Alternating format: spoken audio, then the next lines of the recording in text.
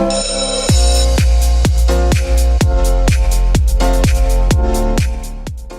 Students, welcome to science and fun 9th and 10th। तो आज हम लोग हाउ डू ऑर्गेनिजम्स रिप्रोड्यूस वाला चैप्टर पढ़ने वाले हैं। पूरा वन शॉट में कंप्लीट करेंगे। क्या होता है रिप्रोडक्शन, कैसे इसका प्रोसेस कैरी आउट होता है, कितने टाइप के रिप्रोडक्शन होते हैं, सारी चीजें हम लोग आज देख लेने वाले हैं। तो सबसे पहले आप ये सोचो, आप ये बताओ मुझे कि दुनिया में कितने सारे टाइप के ऑर्गेनिजम्स हैं, है ना। मतलब माइन्यूट जो माइक्रोस्कोपिक लेवल के हैं वहां से लेके जाइंट एनिमल्स तक, ठीक है। व्हेल फिश हो गया और मतलब बहुत, एलिफेंट है, जिराफ है, बहुत बहुत सारे ऑर्गेनिजम्स हैं, अलग अलग तरह के दिखने वाले हैं। वो अलग क्यों दिखते हैं? और ऐसा तो है नहीं कि एक स्पीशीज का सिर्फ एक ही ऑर्गेनिज्म पूरी दुनिया में मौजूद है, अदरवाइज वो तो तुरंत ही एक्सटिंक्ट हो जाएगा। ऐसा क्यों है? ये सारे क्वेश्चंस कभी ना कभी आपके मन में पॉप अप होते होंगे।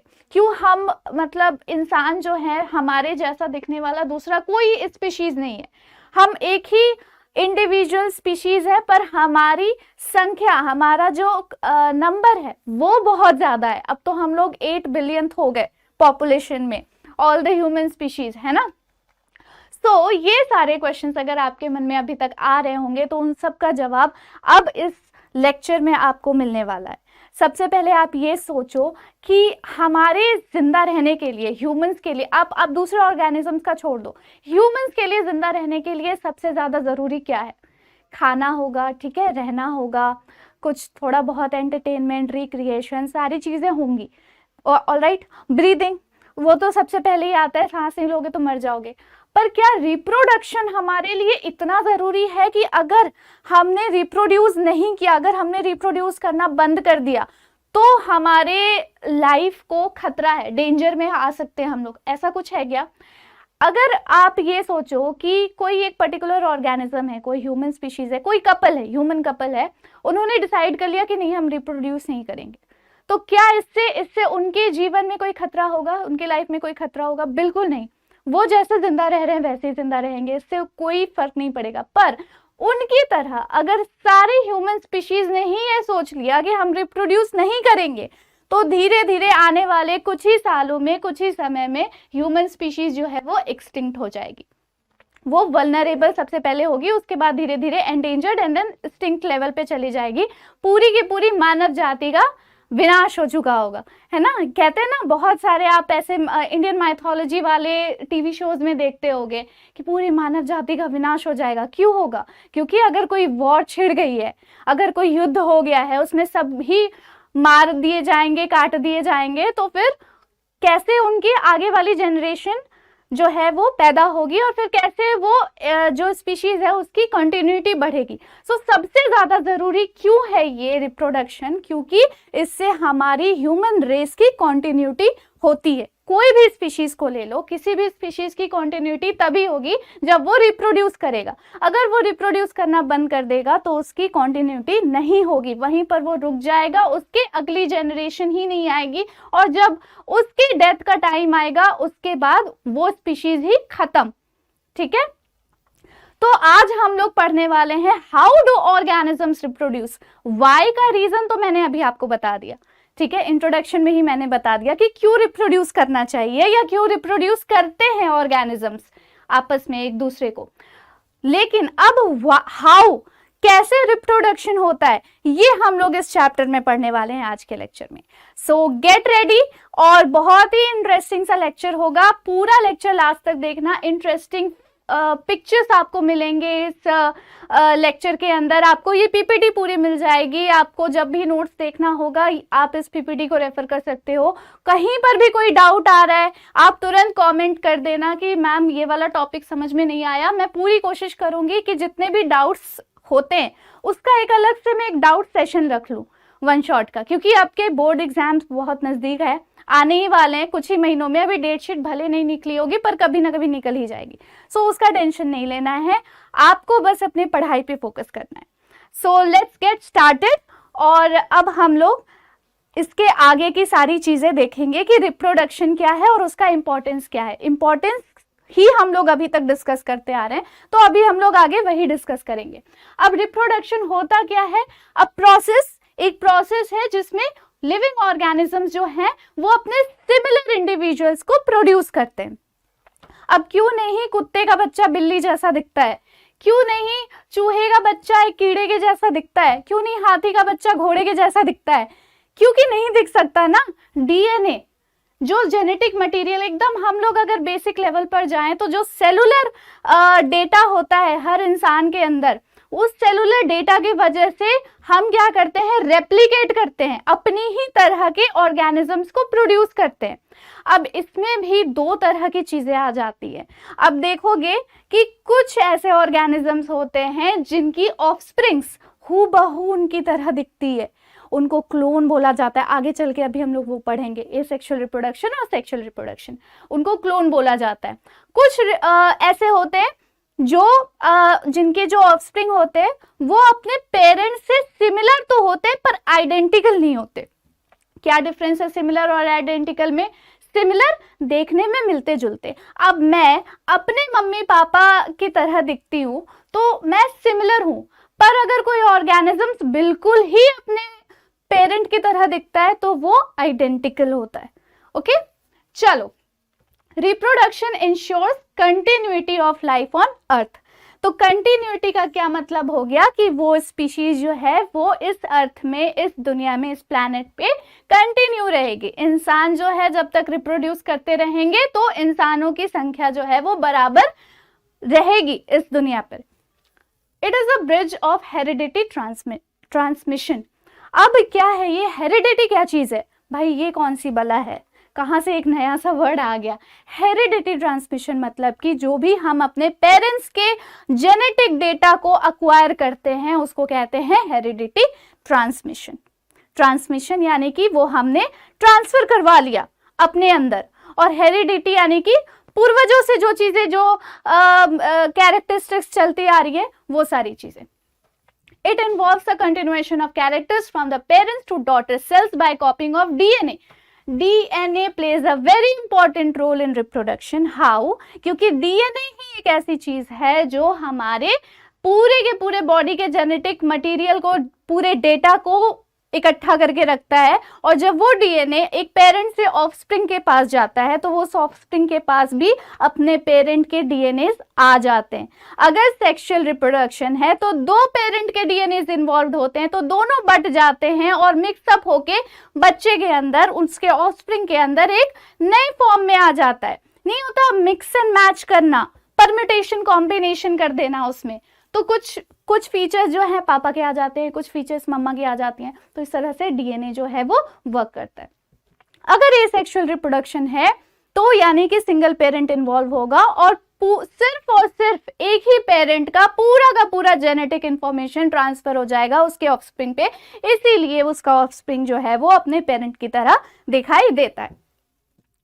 अब copying of DNAs is also not a foolproof exercise. Even minute changes bring about variation in the blueprint of the offspring. What does it mean?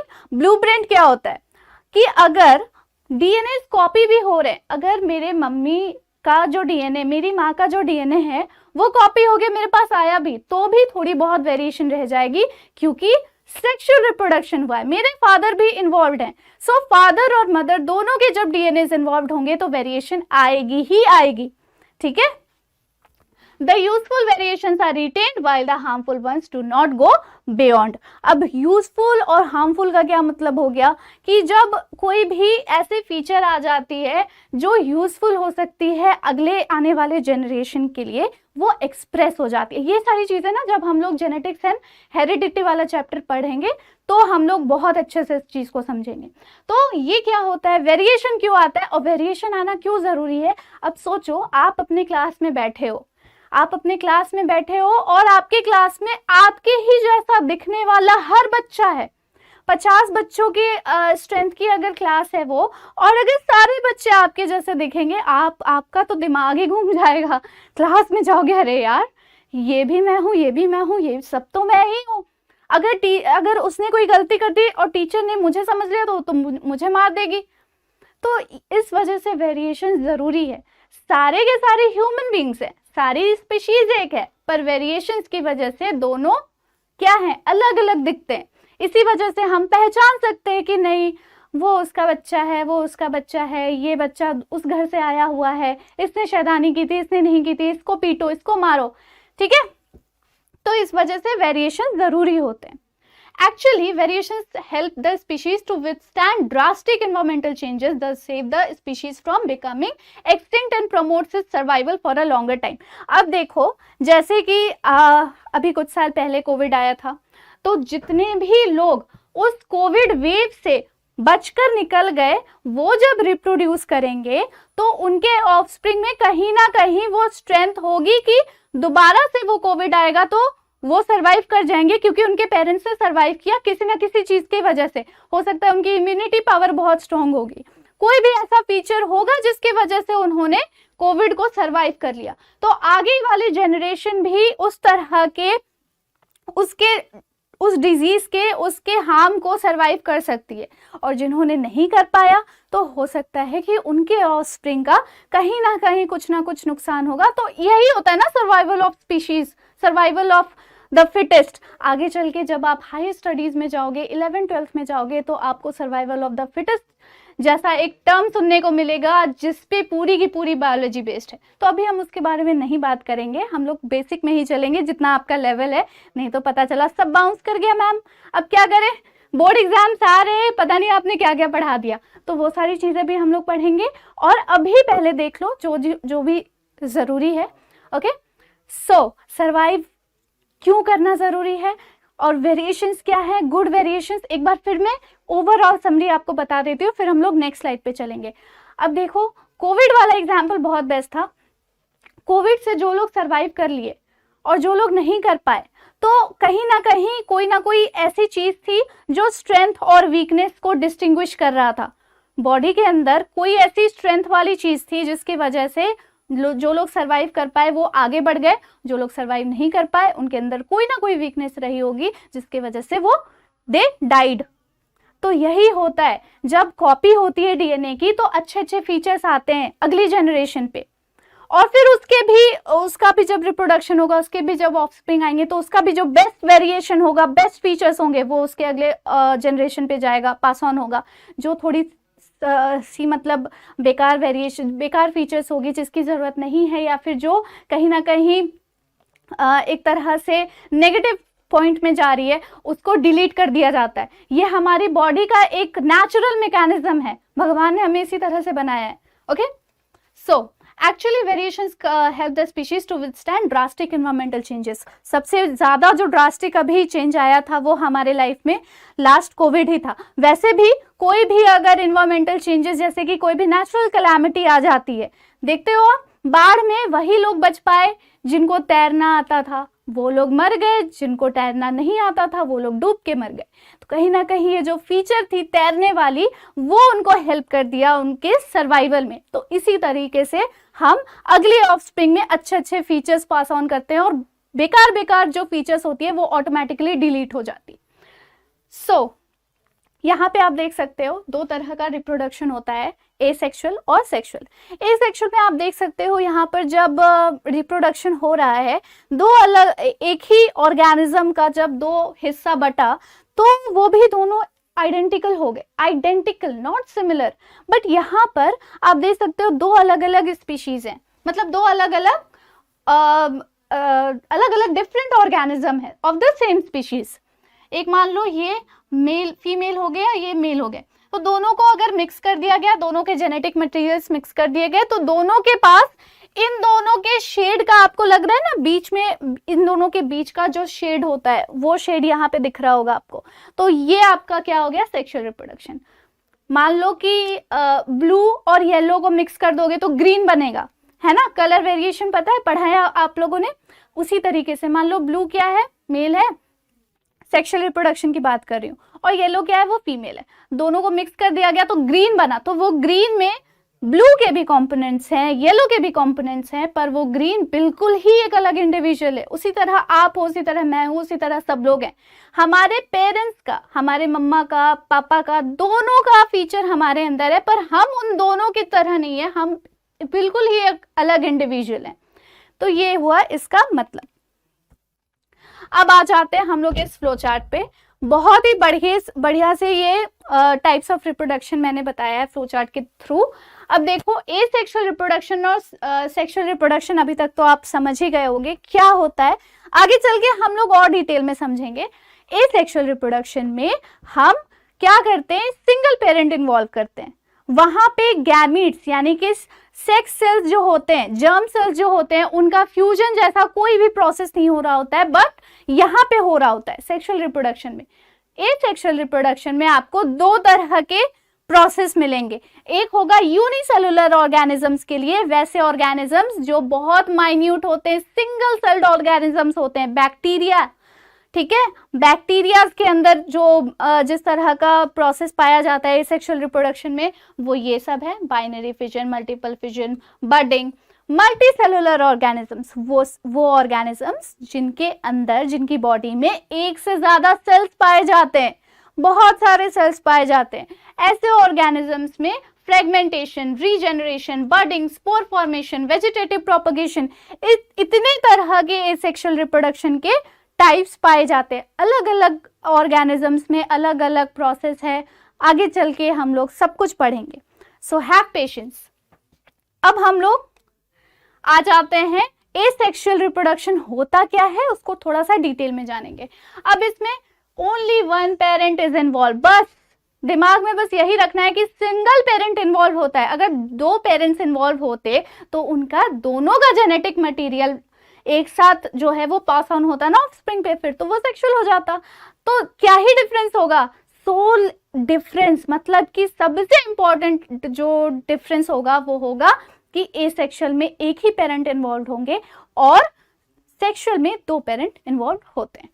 फिर there are no formation and fusion of gametes. Gametes का ना fusion होता है और ना formation होता है। आप ये बताओ, किसी चीज की अगर जरूरत ही नहीं है तो उस चीज को रखना ही क्यों है बॉडी में? जब जर्म सेल्स की जरूरत ही नहीं है, गैमीट्स की जरूरत ही नहीं है, सेक्स सेल्स की जरूरत ही नहीं है, तो हम उसको बॉडी में क्यों रखें? भगवान ने तो यही सोच के भेजा ना कि तुम्हें एक सेक्सुअल रिप्रोडक्शन करना है।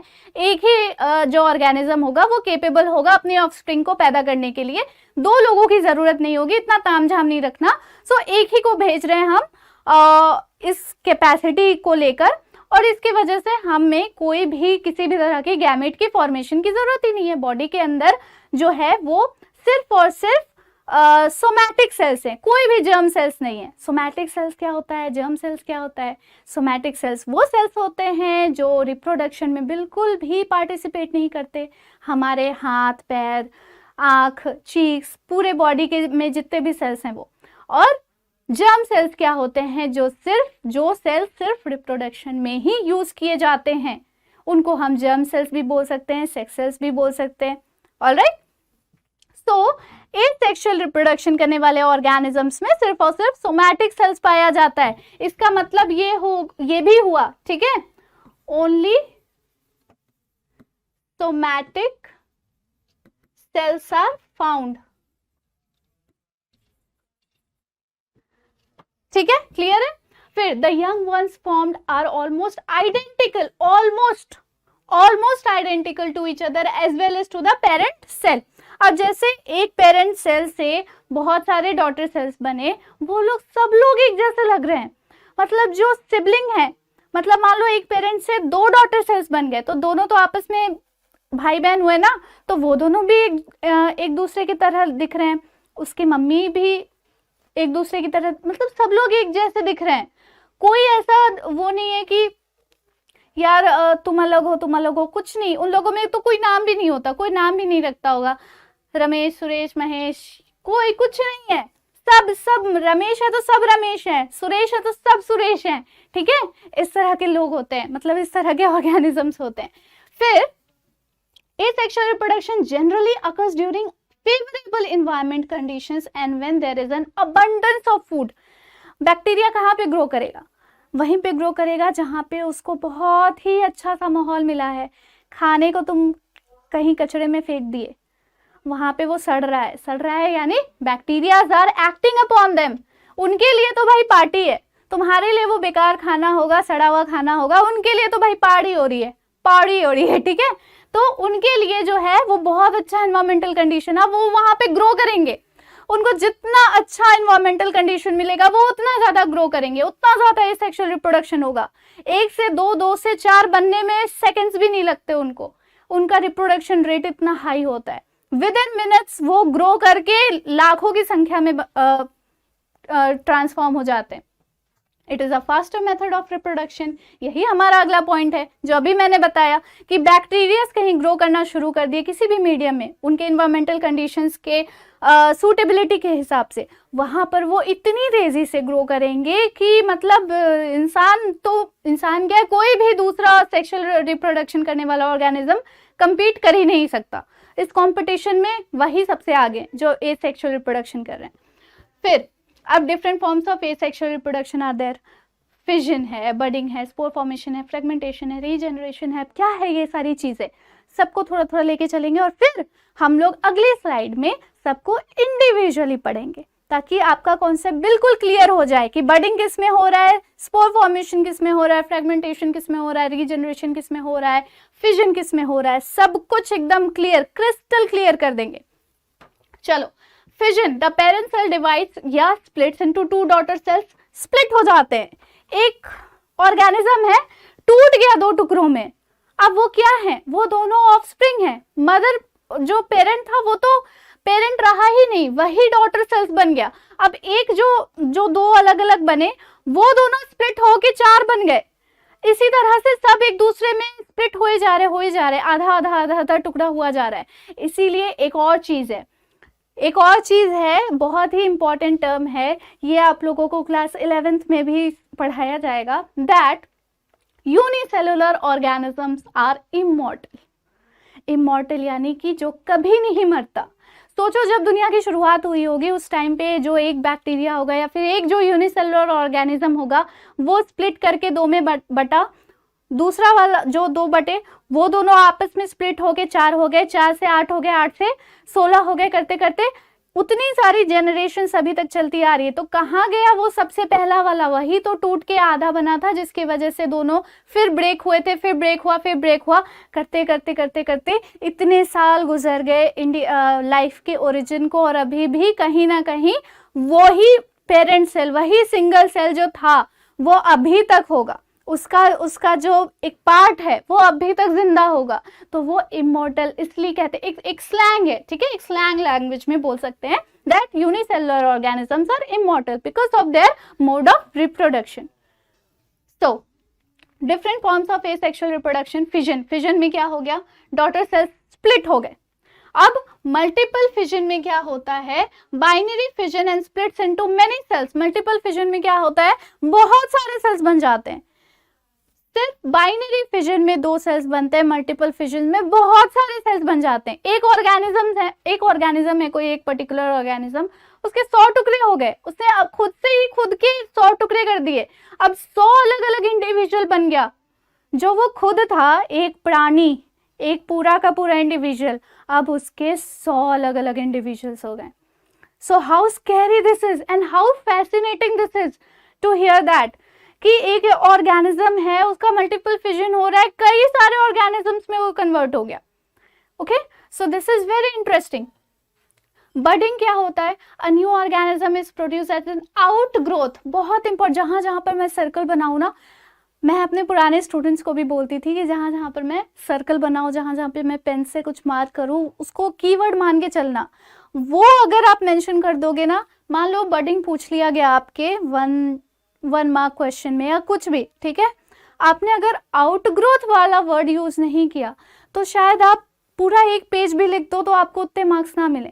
पर यही एक लाइन जिसमें आउटग्रोथ वर्ड मेंशन्ड है, वो अगर आप मेंशन कर दो तो आपको फुल मार्क्स मिलेंगे, because this is what is needed. Budding में क्या हो रहा है, बॉडी के अंदर, बॉडी के ऊपर या अंदर 2 तरह का बडिंग होता है, अंदर की तरफ भी होता है, बाहर की तरफ, वो आप हाई स्टडीज में पढ़ोगे, फिलहाल आप इतना पढ़ो। बॉडी के ऊपर एक एक्स्ट्रा, मान लो मेरे 2 हाथ हैं, कहीं से अगर एक्स्ट्रा एक और हाथ निकल जाए, इमेजिन करो मुझे, सोनम मैम को तीसरा हाथ कहीं से निकल गया है, वो अपने आप कट हो गया, शेड हो गया, गिर के जमीन पे आ गया, वो ग्रो करते करते एक और सोनम मैम बना लिया। सो आप समझ सकते हो हाउ फैसिनेटिंग दिस इज। एक हाथ मैम का ग्रो हो गया अपने आप, वो शेड हो गया कट के और नीचे जमीन पर गिरा, वो अपने आप ही ग्रो कर रहा है। कुछ टाइम पे नई सोनम मैम आ गई, अब यहाँ पे दो सोनम मैम खड़ी हैं। तो ये प्रोसेस होता है बडिंग का, ठीक है, ये प्रोसेस होता है बडिंग का। एक छोटा सा आउटग्रोथ निकल जाता है बॉडी में, वो कट होके शेड हो जाता है और वही पूरा का पूरा एक ऑर्गेनिज्म बना लेता है। स्पोर फॉर्मेशन, स्पोर्स क्या होते हैं? छोटे छोटे दाने, सरसों के दाने देखें, हमारे लिए वही सबसे छोटा सा स्पोर होगा, लेकिन एक लिविंग वर्ल्ड में स्पोर्स जो होते हैं काफ़ी माइन्यूट होते हैं, काफ़ी ज़्यादा माइन्यूट होते हैं। तो छोटे छोटे जो हैं बॉल लाइक स्ट्रक्चर्स होते हैं स्पोर्स, वो क्या होते हैं? बल्ब लाइक स्ट्रक्चर्स होते हैं जो डेवलप करते हैं फंगस के हाइफी के ऊपर, एकदम टॉप पे। उसका जो हाइफी होता है फंगस का, उसके एकदम टॉप पे वो डेवलप कर रहे होते हैं बहुत सारे स्पोर्स। एयर की वजह से या किसी भी मीडियम की वजह से वो कैरी हो गए, they carry out from the other medium and spread over the environment। तो जहां जहां वो स्प्रेड होंगे वहां वहां पे वो ग्रो करेंगे और वहां पे उनका एसेक्सुअल रिप्रोडक्शन होगा by the spore formation। when released into the air germinate into new individuals after landing into food or soil।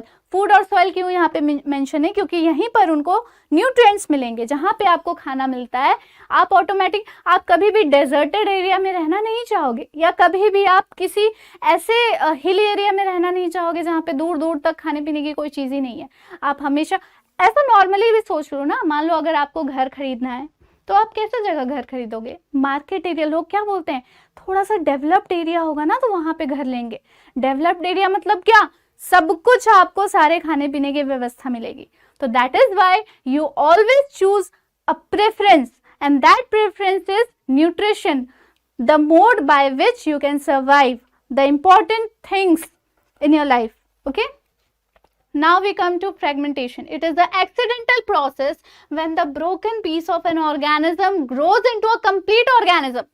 अब जैसे कि बडिंग और फ्रेगमेंटेशन में डिफरेंस होता है, कभी कभी आप लोगों से ये भी पूछ लिया जाता होगा आपके एग्जाम्स में, बडिंग और फ्रेगमेंटेशन में क्या डिफरेंस है? बडिंग एक आउटग्रोथ है जहां पे एवरीवन नोज कि वो एक आउटग्रोथ होगा और तब वो शेड होगा और तब वो एक नया ऑर्गेनिज्म बनाएगा। फ्रेगमेंटेशन में एक्सीडेंटली, मान लो गया, ठीक है, मान लेते हैं ऐसा कट के कुछ गया तो वो एक नया ऑर्गेनिज्म डेवलप कर देगा। तो दैट इज फ्रेगमेंटेशन। पर कहीं पर अगर आउटग्रोथ होने के बाद वो कट होके शेड हुई है तो वो बडिंग है।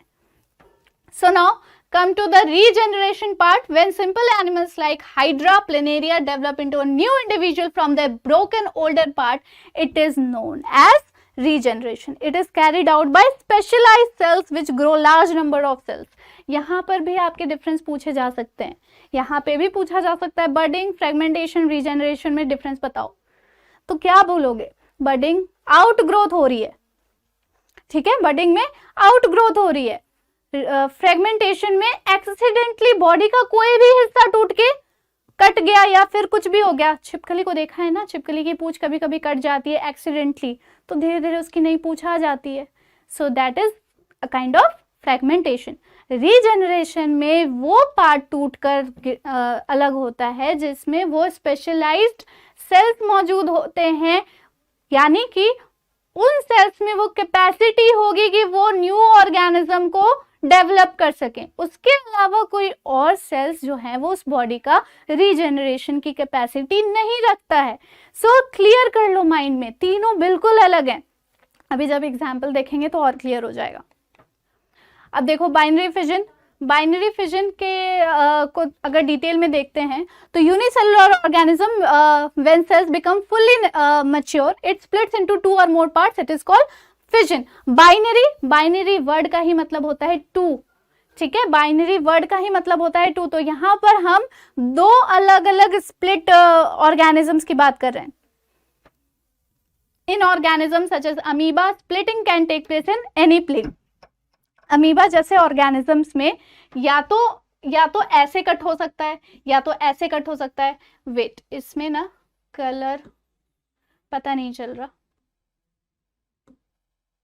मान लो ऐसे कट हो रहा है, ऐसे कट हो रहा है, ऐसे कट हो रहा है, ऐसे कट हो, किसी भी तरह से कट जाए तो वो क्या हो सकता है? Binary fission. अब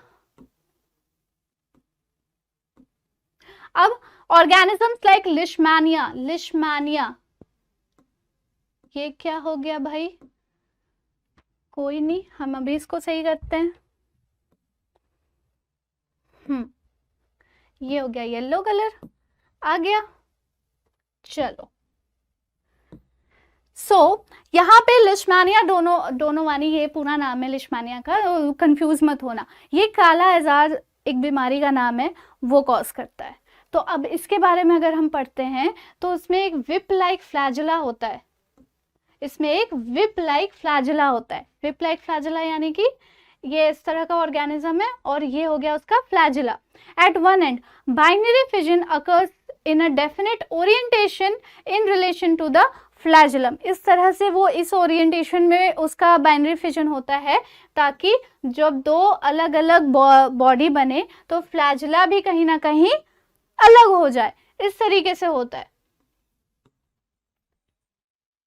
अब इन bacteria, protozoa like amoeba, paramecium, इन सब ऑर्गेनिजम्स में बाइनरी फिजन ही देखा जाता है। आपको ये याद रखना है, प्रोटोजोआ जैसे कि अमीबा, पैरामीशियम, इन सब में बाइनरी फिजन होता है।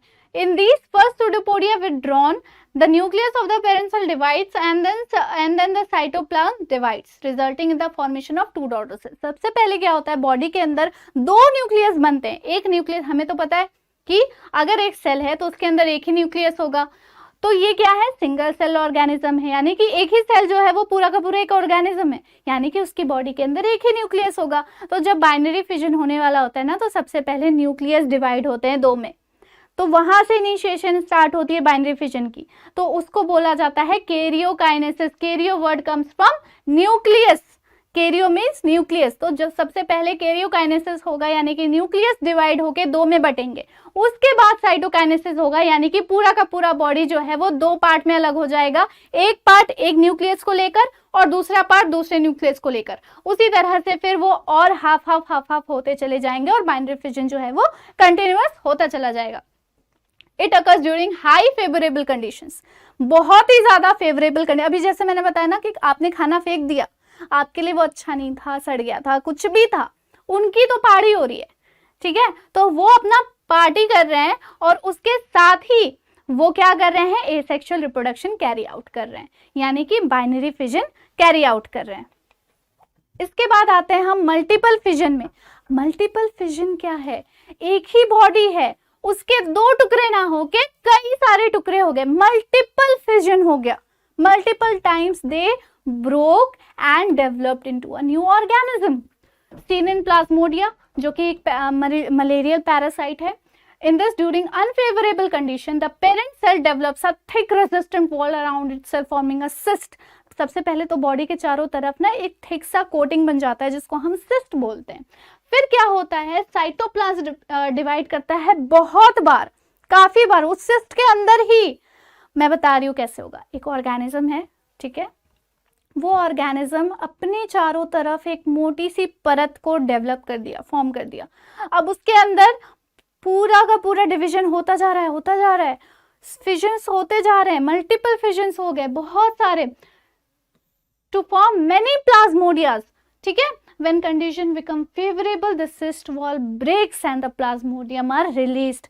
तो जैसे ही उनको दिखता है ना कि ये फेवरेबल कंडीशन आ गया, हमें जैसा माहौल चाहिए था, हमें वो माहौल मिल चुका है, वो सिस्ट ब्रेक हो जाती है और अंदर तो ऑलरेडी मैटर हो चुका है, कांड हो गया है, यानी कि बहुत सारे फिजन्स हो गए हैं, वो सारे रिलीज हो जाते हैं, अलग अलग इंडिविजुअल्स ग्रो करते हैं। फिर वो भी अपना टाइम आने के बाद क्या करते हैं, सेक्सुअल रिप्रोडक्शन की तैयारी शुरू कर देते हैं। यानी कि वो एक जो अलग इंडिविजुअल है, इतने सारे मल्टीपल इंडिविजुअल्स में से जो एक ही कोई आया, वो एक जो है तैयारी करेगा, अपने चारों तरफ सिस्ट बनाएगा और फिर उसके अंदर बहुत सारे मल्टीपल फिजन्स हो रहे होंगे। तो इस तरीके से मल्टीपल फिजन होता है। अब इसके आगे हम लोग देखते हैं बडिंग। बडिंग सबसे ज्यादा फंगस में देखी जाती है, ईस्ट में देखा जाता है, ठीक है, ईस्ट में देखा जाता है, जो एक तरह का फंगस है। और कैसे देखा जाता है, वहां पे एक प्रोट्यूशन या फिर एक आउटग्रोथ, दोनों में से कोई भी एक वर्ड यूज कर सकते हो, दोनों का मतलब एक ही है, दे आर सिनोनिम।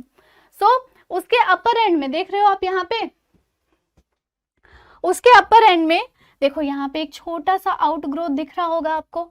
वो आउटग्रोथ बढ़ते बढ़ते कहीं ना कहीं आप देखोगे कि इस बॉडी के जैसा ही अपने आप को बना रहा है ना, इस बॉडी के जैसा ही अपने आप को बना रहा है, और ज्यादा ग्रो किया, और ज्यादा अपने आप को बढ़ा रहा है। देखो देखो देखो, इतने सारे हाई फाई इसके दिखने लग गए, जैसे इसके हैं वैसे इसके दिखने लग गए हैं, ग्रो कर चुका है पूरा। अब ये क्या करेगा, कट करेगा, और ये बिल्कुल ही एक अलग इंडिविजुअल हो गया, जो कि आगे चल के थोड़ा सा और बड़ा हो गया और अपने पेरेंट की तरह दिखने लग गया, बिल्कुल identical, because they are doing asexual reproduction, so their offspring will be identical, not similar, but they are identical। बिल्कुल ही जैसे identical twins होते हैं ना, कुछ ऐसे twins होते हैं जिनको देखोगे तो कंफ्यूज हो जाओगे, दोनों ही identical twins। So like that only. अब आप ये मत बोलना कि वो सेक्सुअल रिप्रोडक्शन से होते हैं इसीलिए वो आइडेंटिकल होते हैं, ऐसा नहीं है, ठीक है। वो एक अलग कॉन्सेप्ट है, हो तो रहे हैं दोनों ही सेक्सुअल रिप्रोडक्शन से, बट कहीं ना कहीं क्या होता है, उनका जेनेटिक मटेरियल जो होता है वही एक साथ डिवाइड हो जाता है, तो that is why they are identical twins. वो कॉन्सेप्ट हम लोग पढ़ेंगे, आप थोड़े से और बड़े हो जाओ, बोर्ड एग्जाम दे लो, फिर 11th-12th में हम लोग वो पढ़ेंगे।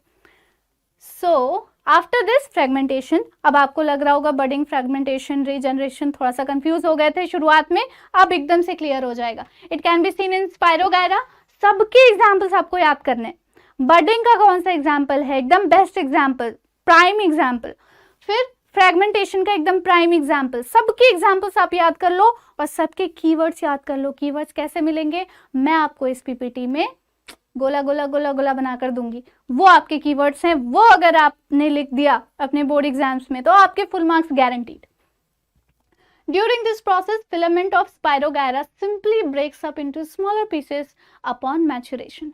Spirogyra देख सकते हो आप लोग यहाँ पर क्या हो रहा है, इसके जो फिलामेंट्स हैं, ठीक है, इसके जो फिलामेंट्स हैं वो छोटे छोटे टुकड़ों में खुद ब खुद टूटने लग जाते हैं जैसे ही वो मैच्योर होता है। एक ऑर्गेनिज्म कभी ना कभी मैच्योर होता है ना, फिजिकली, मेंटली तो कभी भी हो, पर फिजिकली अगर वो मैच्योर हो जाता है तो स्पायरोगायरा में जो फिलामेंट्स हैं वो छोटे छोटे टुकड़ों में बढ़ जाते हैं और वही छोटे छोटे टुकड़े फिर से एक नया स्पायरोगायरा बना देते हैं। जितने टुकड़े उतने ज्यादा स्पायरोगायरा, बस यही है, सिंपल है।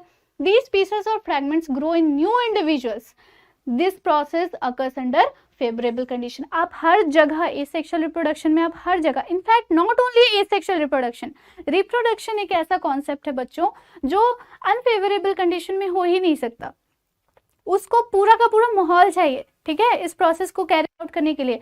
क्यों माहौल चाहिए, अरे भाई एक नया इंडिविजुअल पैदा हो रहा है इस धरती पे, इस दुनिया पे जितने भी लोग होते हैं वो अपने जैसा ही एक इंडिविजुअल फॉर्म कर रहे हैं। इससे बड़ी बात और क्या होगी, इससे बड़ा काम और क्या होगा। अब इतना बड़ा काम है तो उसके लिए पूरी तैयारी लगेगी ना। तैयारी का क्या मतलब हो गया, फेवरेबल कंडीशंस, सूटेबल एनवायरनमेंट जो हमें सूट करता हो, जिसकी वजह से हम ये इजीली ये प्रोसेस कर सके। सो अंडर फेवरेबल कंडीशंस, जो ये जो लाइन है ना, ये आप हर जगह रिप्रोडक्शन के हर एक पॉइंट में आप चिपका सकते हो कि this process works under favourable condition. क्या क्या क्या कंडीशन है यहाँ पर स्पेसिफिक बताया भी गया है। मॉइस्चर होगा, टेम्परेचर होगा, लाइट होगा, न्यूट्रिएंट अवेलेबिलिटी होगी, पोषण, जब तक न्यूट्रिएंट्स नहीं मिलेंगे, जब तक अच्छा अच्छा खाना नहीं मिलेगा, तब तक एक नया इंडिविजुअल कैसे ग्रो करेगा भाई, मैच्योर कैसे होगा फिजिकली, खा पी के तंदुरुस्त होगा तभी तो वो मैच्योर होगा, तभी तो उसके फिलामेंट्स टूटेंगे और वो एक नया इंडिविजुअल बनाएगा, है कि नहीं। फिर seen in multicellular organisms which have a relatively simple body organization like Spirogyra. Spirogyra has filamentous body. However, all multicellular organisms cannot show cell by cell division as cells form tissues which form organ. सारे ही multicellular organisms के अंदर ये hierarchy नहीं होती कि पहले वो cell बनाए, फिर टिश्यू बनाए, फिर ऑर्गन बनाए, फिर ऑर्गन सिस्टम बनाए, जैसे कि हमारे अंदर है। सब में ऐसा नहीं होता, जैसे कि स्पायरोगायरा में, उसमें ऐसा नहीं होता। उसमें क्या होता है, फिलामेंट्स टूट जाते हैं और फिर से वो स्पायरोगायरा बना लेता है वो मल्टीसेलुलर, लेकिन ना तो उसको सेल का झंझट है, ना तो उसको टिश्यू का झंझट है, ना तो उसको ऑर्गन का झंझट है, और ना ही उसको ऑर्गन सिस्टम का झंझट है, कोई झंझट नहीं है। बिल्कुल एकदम क्लियर है प्रोसेस। हमारा फिलामेंट टूटेगा, जितने भी टुकड़ों में टूटेगा उतने स्पाइरो वगैरह बन जाएंगे, बस हमें कुछ नहीं सोचना, ठीक है, इस तरह से। Okay, these organs are placed at definite positions in the body, hence they need to use more complex method of reproduction. Regeneration क्या होता है? ये कैसी एबिलिटी होती है जिसमें एक नया ऑर्गेनिज्म जो है वो ग्रो करता है जब उसके कुछ बॉडी के पार्ट जो है कट होके ब्रेक हो जाते हैं बहुत सारी पीसेस में, जैसे कि हाइड्रा है, प्लेनेरिया है, इसको कहते हैं रीजनरेशन। यहाँ पे आप देख सकते हो प्लेनेरिया कट हो गई बॉडी हाफ में, जिसकी वजह से ये दो अलग अलग महाशय निकल के आ गए। हाइड्रा में देख सकते हो आप, इसकी बॉडी कट हो गई जिसकी वजह से देखो इस वाले पार्ट का कुछ भी टेंटिकल्स नहीं था, पर यहाँ टेंटिकल ग्रो किया। इस वाले पार्ट का लास्ट पोर्शन नहीं था, लेकिन ये लास्ट पोर्शन भी ग्रो किया। इसका क्या मतलब है कि हर एक सेल के अंदर वो रीजनरेशन की कैपेसिटी है ताकि वो पूरे के पूरे बॉडी को फिर से ग्रो कर सके। फिर देखो from this mass of cell, हाँ, regeneration is carried out by specialised cell, ये कीवर्ड है, इसको जरूर से लिखना। Specialised cell which redivides to form a mass of cells. अब देखो जहां पर भी इनके स्पेशलाइज्ड सेल्स है ना, वो डिवाइड होते जाते उनके अंदर ये कैपेसिटी है कि वो डिवाइड होकर फिर से वो पूरा का पूरा ऑर्गेनिज्म क्रिएट करेगा ही करेगा। तो that is why they are known as having an specialized cells. Different cells undergo changes to become different cell types and these tissues. From this mass of cells, different cells undergo changes to become various cell types and tissues. अब इसी mass of cell की वजह से, इसी specialized cells की वजह से बहुत सारे cells, tissues बनने शुरू हो जाते हैं और फिर पूरा का पूरा एक individual create हो जाता है। However, generation is not the same as reproduction since most organism would not normally depend on being cut up to be able to reproduce. इससे इसका क्या मतलब हो गया? रीजनरेशन और रिप्रोडक्शन दोनों सिमिलर नहीं है। क्या पता इसकी बॉडी कभी कटे ही ना, ये भी तो प्रोबेबिलिटी है भाई। जरूरी थोड़ी कि सबके साथ हादसे होंगे। इसके साथ हादसा हो गया, क्या पता हाइड्रा के साथ हादसा हो ही ना, तो वो कभी भी ऐसा रिप्रोड्यूस नहीं कर पाएगा, क्योंकि उसकी बॉडी के अंदर तो ये कैपेसिटी है, पर उसको काटे कौन? खुद से तो काट नहीं सकता, बडिंग तो वो कर नहीं सकता। बडिंग वाले प्रोसेस में ना नेचुरली होता है, एक आउटग्रोथ निकला, खुद से कट हो गया, शेड हो गया और वो एक नया इंडिविजुअल बना लिया, पर इसमें तो ऐसा कोई फीचर नहीं है। इसीलिए ये वाला थोड़ा सा इंपॉर्टेंट पॉइंट है, इसको जरूर आप नोट कर लेना कि रीजनरेशन रिप्रोडक्शन की जैसा सेम टू सेम नहीं है। ये डिपेंड करता है कि वो कब कट किया जा रहा है, कैसे कट किया जा रहा है, या फिर कट हो भी रहा है कि नहीं हो रहा, ताकि वो रिप्रोड्यूस कर पाए या ना कर पाए। Some organism show high regenerative capacity, like what? कितना भी काट दो आप उसको, 100 टुकड़ों में काट दो, ये हमेशा ना एक्सटर्नल कंडीशंस की वजह से ही कट होने के बाद ये रीजनरेट होते हैं। ये इंटरनल कंडीशंस की वजह से कट नहीं हो सकते। So that is why they are not similar to reproduction. Okay, but this is an important aspect, क्योंकि भाई एक छोटा सा बॉडी का पार्ट कट गया तो वो पूरा का पूरा नया बॉडी बना लेगा, तो इसको तो इंक्लूड करना पड़ेगा ना इस सेक्सुअल रिप्रोडक्शन में। But it is not similar, क्योंकि कहीं ना कहीं एक्सटर्नल इन्वायरमेंट की जरूरत होगी, इंटरनली कुछ नहीं हो सकता।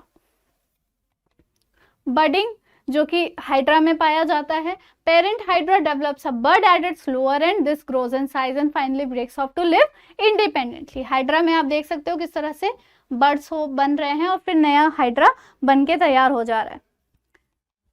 आई होप आप लोगों को समझ में आ रहा होगा। कहीं पर भी कोई दिक्कत है, कोई भी टॉपिक अगर नहीं समझ में आया, कहीं पे भी डिफरेंस क्लियर नहीं हुआ, कॉन्सेप्ट क्लियर नहीं हुआ, जस्ट कमेंट डाउन बिलो और आई विल ट्राई माई बेस्ट कि वो सारा कॉन्सेप्ट आपका क्लियर हो जाए।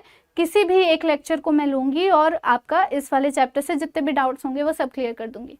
So now focus spore formation. और एक बात और कि अभी जो मैं लेक्चर ले रही हूँ उसके बेसिस पे आपको टेलीग्राम पे बहुत सारे क्वेश्चंस भी मैं भेजूंगी। आपको टेलीग्राम वाला चैनल जो है उसको फॉलो करके आपको सारे क्वेश्चंस अटेम्प्ट करने हैं, so that I can know कि बच्चों को सारी चीजें समझ में आ रही है कि नहीं। So do participate in the quiz on Telegram and let me know कि आपका कितना तैयारी अच्छे से हो रहा है। Spore formation, again this some bacteria and lower organisms make spores, कुछ बैक्टीरियाज भी बनाते हैं और कुछ लोअर ऑर्गेनिजम्स भी बनाते हैं, स्पोर्स बनाते हैं। सो जब स्पोर का फॉर्मेशन होता है ना, तो एक नॉब जैसा स्ट्रक्चर होता है जिसको हम स्पोरेंजियम बोलते हैं। कहाँ पे है ये स्पोरेंजियम? ये देखो, ये है स्पोरेंजियम, और इसके अंदर बहुत सारे स्पोर्स बन रहे हैं, tip tip tip tip tip tip tip, ये सारे स्पोर्स हैं। ओके जब फेवरेबल कंडीशन मिलेगा, सूटेबल टेम्परेचर, मॉइस्चर, सारे के सारे इन्वायरमेंट इनको सूटेबल वाले मिलेंगे, तुरंत स्पोर जो है वो जर्मिनेट कर जाएगा, तुरंत ऐसा फूटेगा और छोटे छोटे स्पोर जो है वो रिलीज होंगे एयर में, और कहीं पर भी उनको अगर सॉइल और न्यूट्रिएंट मिल जाता है वहां पे वो ग्रो करके एक नया का नया इंडिविजुअल बना लेते हैं, एक नया स्पोर जो है वो बना लेते हैं, जो भी ऑर्गेनिज्म है। Spores are covered by thick walls that protect them, and when they come in contact with moist surface or substratum, that begins to grow. आपने देखा होगा बहुत बार कि मॉइस्ट एनवायरनमेंट बहुत ज़्यादा ज़रूरी होता है बैक्टीरिया फंगस को ग्रो करने के लिए। कोई भी ऐसा खाने पीने की चीज़ है ना, अगर उसको आप थोड़ी सी ज़्यादा टेम्परेचर, थोड़ी सी गर्मी वाले टेम्परेचर और मॉइस्चर में रख दोगे, कुछ ही दिन में आपको दिखेंगे फंगस ग्रो कर रहा है। वो फफूंद होता है ना, व्हाइट कलर का एकदम प्यारा सा ऐसा वेलवेटी स्ट्रक्चर, उसको वो फंगस होते हैं। तो अगर वो आप देख लिए तो इसका मतलब यही है कि वहां पे मॉइस्चर भी था, वहां पे सूटेबल उनका टेम्परेचर भी था। बहुत ज्यादा ठंड में, बहुत ज्यादा गर्मी में भी वो ग्रो नहीं कर सकते, और बिना मॉइस्चर के तो वो कर ही नहीं सकते। इसीलिए आपने नोटिस किया होगा कि बारिश के मौसम में, जब रेनी सीजन आता है, जब मॉनसून आता है, उस टाइम पे खाने पीने की चीज़ों को बहुत ज़्यादा सावधानी से हम लोग रखते हैं। बाहर का खाने को मना करती है मम्मा, है ना, जाओ गोलगप्पे मत खाओ, बारिश का मौसम चल रहा है, पता नहीं मॉइस्चर, पूरे इन्वायरमेंट में मॉइस्चर है, पता नहीं इतने सारे बैक्टीरियाज ग्रो कर रहे हैं, इतने सारे फंगस ग्रो कर रहे होंगे, कौन सा स्पोर कहाँ पे कौन से खाने में जाके चला जाए, बीमार कर दे, पेट दर्द होने लग जाए, बहुत सारी प्रॉब्लम हो जाए। तो मम्मा इसी वजह से कंसर्न होती है। पुराने ज़माने से इसीलिए कहा जाता है कि बारिश के मौसम में तुरंत ताज़ा खाना बना के खा लेना चाहिए, उसको ज़्यादा देर तक रखना नहीं चाहिए। सो नाउ यू नो कि इनको मॉइस्चर की ज़रूरत है, तो हम इनको मॉइस्चर नहीं देंगे जहाँ पे भी हमारे खाने पीने की चीज़ें रखी है, right. So Rhizopus body is made up of thread like structures called hyphae. Rhizopus का जो बॉडी है वो हाइफी के जैसा स्ट्रक्चर से बना हुआ होता है। फिर वो इरेक्टेड हाइफी जो है उसमें बहुत सारे स्पोरेंजियाज होते हैं, जैसे कि मैंने यहाँ पर दिखाया येलो वाला वो करके, और उसके अंदर क्या होता है, वो पहले तो चारों तरफ जो है प्रोटेक्टिव कवर होती है, क्योंकि वो वेट कर रहा है कि कब सूटेबल कंडीशंस आए, और फिर इसके अंदर का जो स्पोर्स है वो वहीं पर मतलब वहीं पे ग्रो कर रहा होता है। जैसे ही सूटेबल कंडीशन आया वो जर्मिनेट कर गया, एयर के थ्रू या किसी भी मीडियम के थ्रू वो ट्रैवल कर लिया, और सॉइल और मॉइस्चर के कांटेक्ट में आते ही वो ग्रो कर लिया। It is all about that. आप अच्छे से इसको पढ़ लो। When the spores fall on the suitable medium, जो मैं बोल रही हूँ बस वही सब कुछ लिखा हुआ है इसमें। अब आते हैं हम लोग वेजिटेटिव प्रोपगेशन में, very important for multicellular organisms like higher plants, method by which plants reproduce by their vegetative parts such as roots, stems and leaves. अब देखो क्या होता है, कुछ प्लांट्स आपने ऐसे देखे होंगे कि मम्मा लोग गार्डनिंग करती होगी, आप भी करते होगे शौक से, कोई भी करे तो आपने देखा होगा लोगों को उसकी किसी प्लांट की टहनी काट के उसको सॉइल में लगा दिया, उससे नया सा वो प्लांट ग्रो कर गया, है ना। तो वो क्यों हुआ? वो इसकी वजह से हुआ क्योंकि हर एक सेल में वो कैपेसिटी है कि वो पूरा का पूरा एक प्लांट को रीजेनरेट कर सके। तो यहाँ पे वेजिटेटिव पार्ट्स जो होते हैं, रूट्स, स्टेम्स, लीव्स, हर एक पार्ट के अंदर वो कैपेसिटी है कि वो क्या कर सकता है, रीजेनरेट कर सकता है।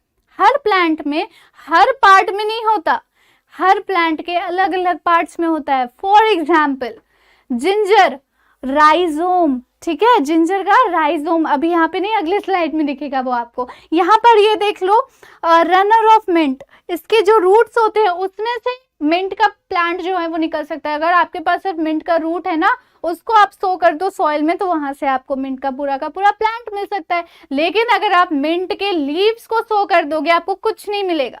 So every plant individual has their own part which has that regenerative capacity of vegetative propagation. वो प्रोपगेटिव कैपेसिटी जो होती है, वो प्रोपगेटिव फीचर जो होता है, वो किसी भी एक प्लांट के किसी एक ही पार्ट में प्रेजेंट होगा, या तो स्टेम में हो, या तो लीव्स में हो, या तो रूट्स में हो, पर सब जगह नहीं होगा, अदरवाइज वो रीजनरेशन वाले पोर्शन में चला जाएगा, वो वेजिटेटिव प्रोपगेशन में नहीं आएगा फिर। तो इसके दो टाइप होते हैं, नेचुरल वेजिटेटिव प्रोपगेशन और आर्टिफिशियल। आर्टिफिशियल को हम टिश्यू कल्चर भी बोलते हैं, जिसको अभी हम अगले स्लाइड्स में पढ़ेंगे। Mint reproduces naturally by roots, अभी मैंने जस्ट बताया। Sugar cane, jasmine by stems, mint, roots, these are the key points, so remember, sugar cane, jasmine, ये सब स्टेम से प्रोपगेट होते हैं, यानी कि अगर इन सब प्लांट के आपको स्टेम्स भी मिल जाए ना, तो आप इनसे पूरा का पूरा शुगर केन का प्लांट, पूरा का पूरा जैस्मिन का प्लांट ग्रो कर सकते हो। Bryophyllum by leaves, bryophyllum is a very good prime example for vegetative propagation by leaves. बहुत कम ऐसे प्लांट्स होते हैं जिनके लीव्स ही वेजिटेटिव प्रोपगेशन करा रहे हैं, उसके लीव्स ही पूरे के पूरे प्लांट को ग्रो करने की कैपेसिटी रख रहे हैं। So bryophyllum is a prime example, और यहाँ पर आप उसका डायग्राम देख सकते हो। So, in bryophyllum, buds are produced in the notches along the leaves margin, and when they fall on the soil, they develop into new plants. यहाँ पर आप देख सकते हो कैसे ब्रायोफिलम के नॉच पे ना कुछ बर्ड्स बन रहे हैं छोटे छोटे, वो बर्ड्स आगे चल के जर्मिनेट होके सॉइल के कांटेक्ट में जब आते हैं तो जर्मिनेट होके पूरा का पूरा ब्रायोफिलम का प्लांट बना लेते हैं। So this is how it works. Importance क्या होता है वेजिटेटिव प्रोपगेशन का? So now listen to this. Plants can bear flowers and fruits earlier. Plants which have lost the ability to produce viable seeds can also reproduce by vegetative propagation. मान लो कि कोई ऐसा plant है, बहुत rare मिलता है वो, ठीक है, बहुत रेयर उसको खोजा जा पाता है, तो हमारे पास उसकी सीड नहीं है ताकि हम उसको कहीं पे भी ग्रो कर सके। लेकिन अगर हमारे पास एक प्लांट भी है ना, तो उस एक प्लांट का अगर हमें पता है कि कौन सा पार्ट उसके प्लांट बॉडी का वेजिटेटिवली प्रोपगेट कर सकता है, हम उससे सैकड़ों प्लांट्स बना सकते हैं, और फिर उन सैकड़ों प्लांट से हजारों प्लांट्स बन सकते हैं। सो नाउ यू नो कि अगर वेजिटेटिव प्रोपगेशन नहीं होता तो उनके एक्सटेंट होने की संभावना ज़्यादा होती। अब अगर वेजिटेटिव प्रोपगेशन है तो हम उन प्लांट्स को फिर से रीग्रो कर सकते हैं, उनको एक्सटेंट होने से बचा सकते हैं, उनके जो भी मान लो कोई मेडिसिनल फीचर्स होंगे, कोई इकोनॉमिक वैल्यू होगी, कोई भी किसी भी तरह से वो इम्पॉर्टेंट होगा, तो वो फिर से हम रिटेन कर सकते हैं। And that is a very good thing about vegetative propagation. All plants are genetically almost similar to the parent plant. Of course, it is a part of asexual reproduction. So सारे के सारे plant जो होंगे अपने parent plant से similar होंगे, in fact identical होंगे, क्योंकि एक जैसे दिखते हैं वो। The property of vegetative propagation is used by horticulturists in developing methods like layering, grafting to grow many plants like sugarcane, roses और grapes. Rose is a prime example. आपके घर पे मिल जाएगा रोज का प्लांट, आपने देखा होगा, उसके स्टेम्स को कट करके अगर ग्रो कर दो सॉइल में तो वो पूरा का पूरा रोज का प्लांट बना देता है। So this is how horticulturists जो होते हैं, यानी कि specialized people who are like specialized for growing fruits and trees. So they are doing the same method to grow many kind of plants of the same species or of different species, depends on the condition. Tissue culture, अभी मैंने बताया आपको कि दो तरह के vegetative propagation होते हैं, एक होता है नेचुरल, एक होता है आर्टिफिशियल। अब आर्टिफिशियल में tissue culture is the thing. अब टिश्यू कल्चर होता क्या है, इसमें नए प्लांट बन जाते हैं किसी भी एक सेल से। सो फैसिनेटिंग दिस इज, है ना, कि वहां पर कोई प्लांट का बॉडी था, उसका कोई पार्ट था, स्टेम है, लीव्स है, रूट्स है, तमाम तरह कुछ भी है। यहाँ पर भाई हमें सिर्फ एक सेल चाहिए, वो तो दे सकते हो, प्लांट का एक सेल दे दो, हम आर्टिफिशियल टेक्निक से, टिश्यू कल्चर से उसको पूरा का पूरा प्लांट बना देंगे, और फिर वो प्लांट जो है कभी उसकी कमी नहीं होने देंगे। तो this is a modern technique, और ये एक तरह का इवोल्यूशन है, ठीक है, इस टेक्निक में एक इवोल्यूशन है। The technique of developing new plants from a cell of tissue in a nutrient medium under aseptic condition. What is aseptic condition? Where no unicellular organisms are found, where no any kind of organism is found. कहीं पर भी एक bacterial strain नहीं मिल सकता, पूरी तरह से isolated, aseptic conditions, ठीक है। द सेल और tissue is placed in a nutrient medium, यहाँ पर भी न्यूट्रिएंट, यहाँ पे क्या है ना, यहाँ पे आर्टिफिशियली न्यूट्रिएंट मीडियम में हम उसको रखते हैं। हमें पता होता है उसको किस तरह का खाना पसंद है, तो हम क्या करते हैं, उसके पसंद का खाना रख देते हैं, तो ताकि वो सेल जो है वो धीरे धीरे उसको खा के ग्रो करे, फिर वो पूरा का पूरा एक प्लांट बना दे। तो देखो दिमाग है ना। Where it forms a mass of cells called callus. क्या होता है, एक सेल को अगर हम ग्रो करना शुरू करते हैं तो किसी न्यूट्रिएंट मीडियम में हमने रखा, उस सेल को हमने प्लेस किया, धीरे धीरे सेल है तो सेल में डिवीजन भी होगा, तो जब सेल डिवीजन होती जाती है तो एक टाइम पे मास ऑफ सेल्स बन जाते हैं, क्लस्टर ऑफ सेल्स बन जाते हैं, जिसको हम क्या बोलते हैं, कैलस। क्या बोलते हैं हम, callus. This callus is then transfer, अब उसको हम वही नहीं रखेंगे, उसको हम ट्रांसफर करेंगे फिर दूसरे न्यूट्रिएंट मीडियम में, कि अब उस कैलस को किस तरह का खाना पसंद है, एक ही खाना खा के बोर हो गया होगा ना, अब उसको दूसरे तरह का खाना देंगे। मान लो शुरुआत में दे रहे थे मटर पनीर, दोबारा देंगे अगर वो नॉन वेजिटेरियन होगा उसको देंगे, समझ गए होगे आप लोग, तो अच्छा और इन्हांस करके खाना देंगे वो, और बेटर न्यूट्रिएंट मीडियम देंगे उसको। फिर very differentiates and forms a new plant, जैसे उसका खाना चेंज हुआ, अच्छे से बहुत अच्छे वाले खाने पे आया, फिर तो भाई खुश, कैलस जो है सीधा नया प्लांट बना रहा है। तो इस तरीके से क्या होता है, टिश्यू कल्चर। यहाँ पे आप देख सकते हो किस तरह से हो रहा है ये। सबसे पहले सेल्स को अलग अलग हमने रख दिया, उसके बाद धीरे धीरे ये ग्रो करके पूरा का पूरा एक प्लांट बना रहा है। सो this is how it works. अब आते हैं हम लोग सेक्सुअल रिप्रोडक्शन पे। ए सेक्सुअल वाला पार्ट कंप्लीट हो चुका है, अब हम आएंगे सेक्सुअल रिप्रोडक्शन पे। तो अब देखो सेक्सुअल रिप्रोडक्शन में क्या हो रहा है। अब हमने ए सेक्सुअल वाला पार्ट तो कंप्लीट कर लिया, मैंने उसमें क्या क्या बताया था एक बार फिर से रिवाइज करो। उसमें सिंगल पेरेंट इन्वॉल्व होते हैं, उसमें कोई जेनेटिक मटेरियल नहीं होता क्योंकि गैमीट्स ही फॉर्म नहीं होते। यहाँ पे जस्ट उसका ऑपोजिट होगा, यहाँ पे more than one parent will be involve, like commonly 2 parent involve होते हैं, सेक्स सेल्स बनते हैं यानी जर्म सेल्स बनते हैं, यहाँ पे फ्यूजन होता है गैमीट्स का और फिर एक नया ऑफस्प्रिंग बन के निकलता है। Okay, so now you can see कि सेक्सुअल रिप्रोडक्शन जो है वो हम प्लांट्स में भी देख सकते हैं और ह्यूमन बींग्स में भी देख सकते हैं। वैसे तो बहुत सारे ऑर्गेनिजम्स में देख सकते हैं, लेकिन यहाँ आपके सिलेबस में प्लांट्स और ह्यूमन बींग्स की हम स्टडी करेंगे with reference to sexual reproduction. The mode of reproduction that take place with the involvement of 2 individuals. यहाँ देखो क्या लिखा है, 2 individuals. Single parent is not involved, 2 parent, at least 2 parent is involved of 2 different sexes, that is male and female. अब अगर 2 अलग अलग तरह के parent involve होंगे तो अब क्या फायदा, अगर एक ही जेंडर का हो, एक ही सेक्स का हो, तो क्या फायदा, 2 ऑपोजिट जेंडर के होने जरूरी है ना, तभी तो एक मेल का क्वालिटी एक फीमेल का क्वालिटी उसके बच्चे में जाएगा, है ना। हमारे अंदर, अच्छा आपके घर पे जब आप छोटे हो गए, कई सारे रिश्तेदारों से आपने सुना होगा, अरे बेटा तुम तो एकदम अपने पापा पे गए हो, अरे बेटा तुम्हारे बाल, तुम्हारे नैन नक्श तो बिल्कुल तुम्हारी मम्मा पे गए हैं। तो व्हाट डज इट मीन कि उनकी कुछ फीचर्स तुम्हारे अंदर आई, पापा के कुछ फीचर्स तुम्हारे अंदर आई और तुम उनका मिक्सचर बन गए। तो कुछ लोग तुम्हें मम्मा से रिजेंबल कर रहे हैं, तो कुछ लोग तुम्हें पापा से रिजेंबल कर रहे हैं। तुम ही नहीं समझ पा रहे हो कि ऐसा क्यों बोल रहे हैं ये लोग, बट नाउ यू नो कि ऐसा क्यों बोल रहे हैं, क्योंकि जेनेटिक मटेरियल उनका जो है वो मिक्स होके तुम्हारे अंदर गया है। During sexual reproduction, male organism having male sex organs produce male gametes, that is sperms, which are small and motile. Motile मतलब that can move, जो move कर सकते हो और छोटे होते हैं। And the female organism having female sex organs produce ova, which are generally large and store food and is non-motile. एक और word ऐड कर लो, non-motile, ठीक है।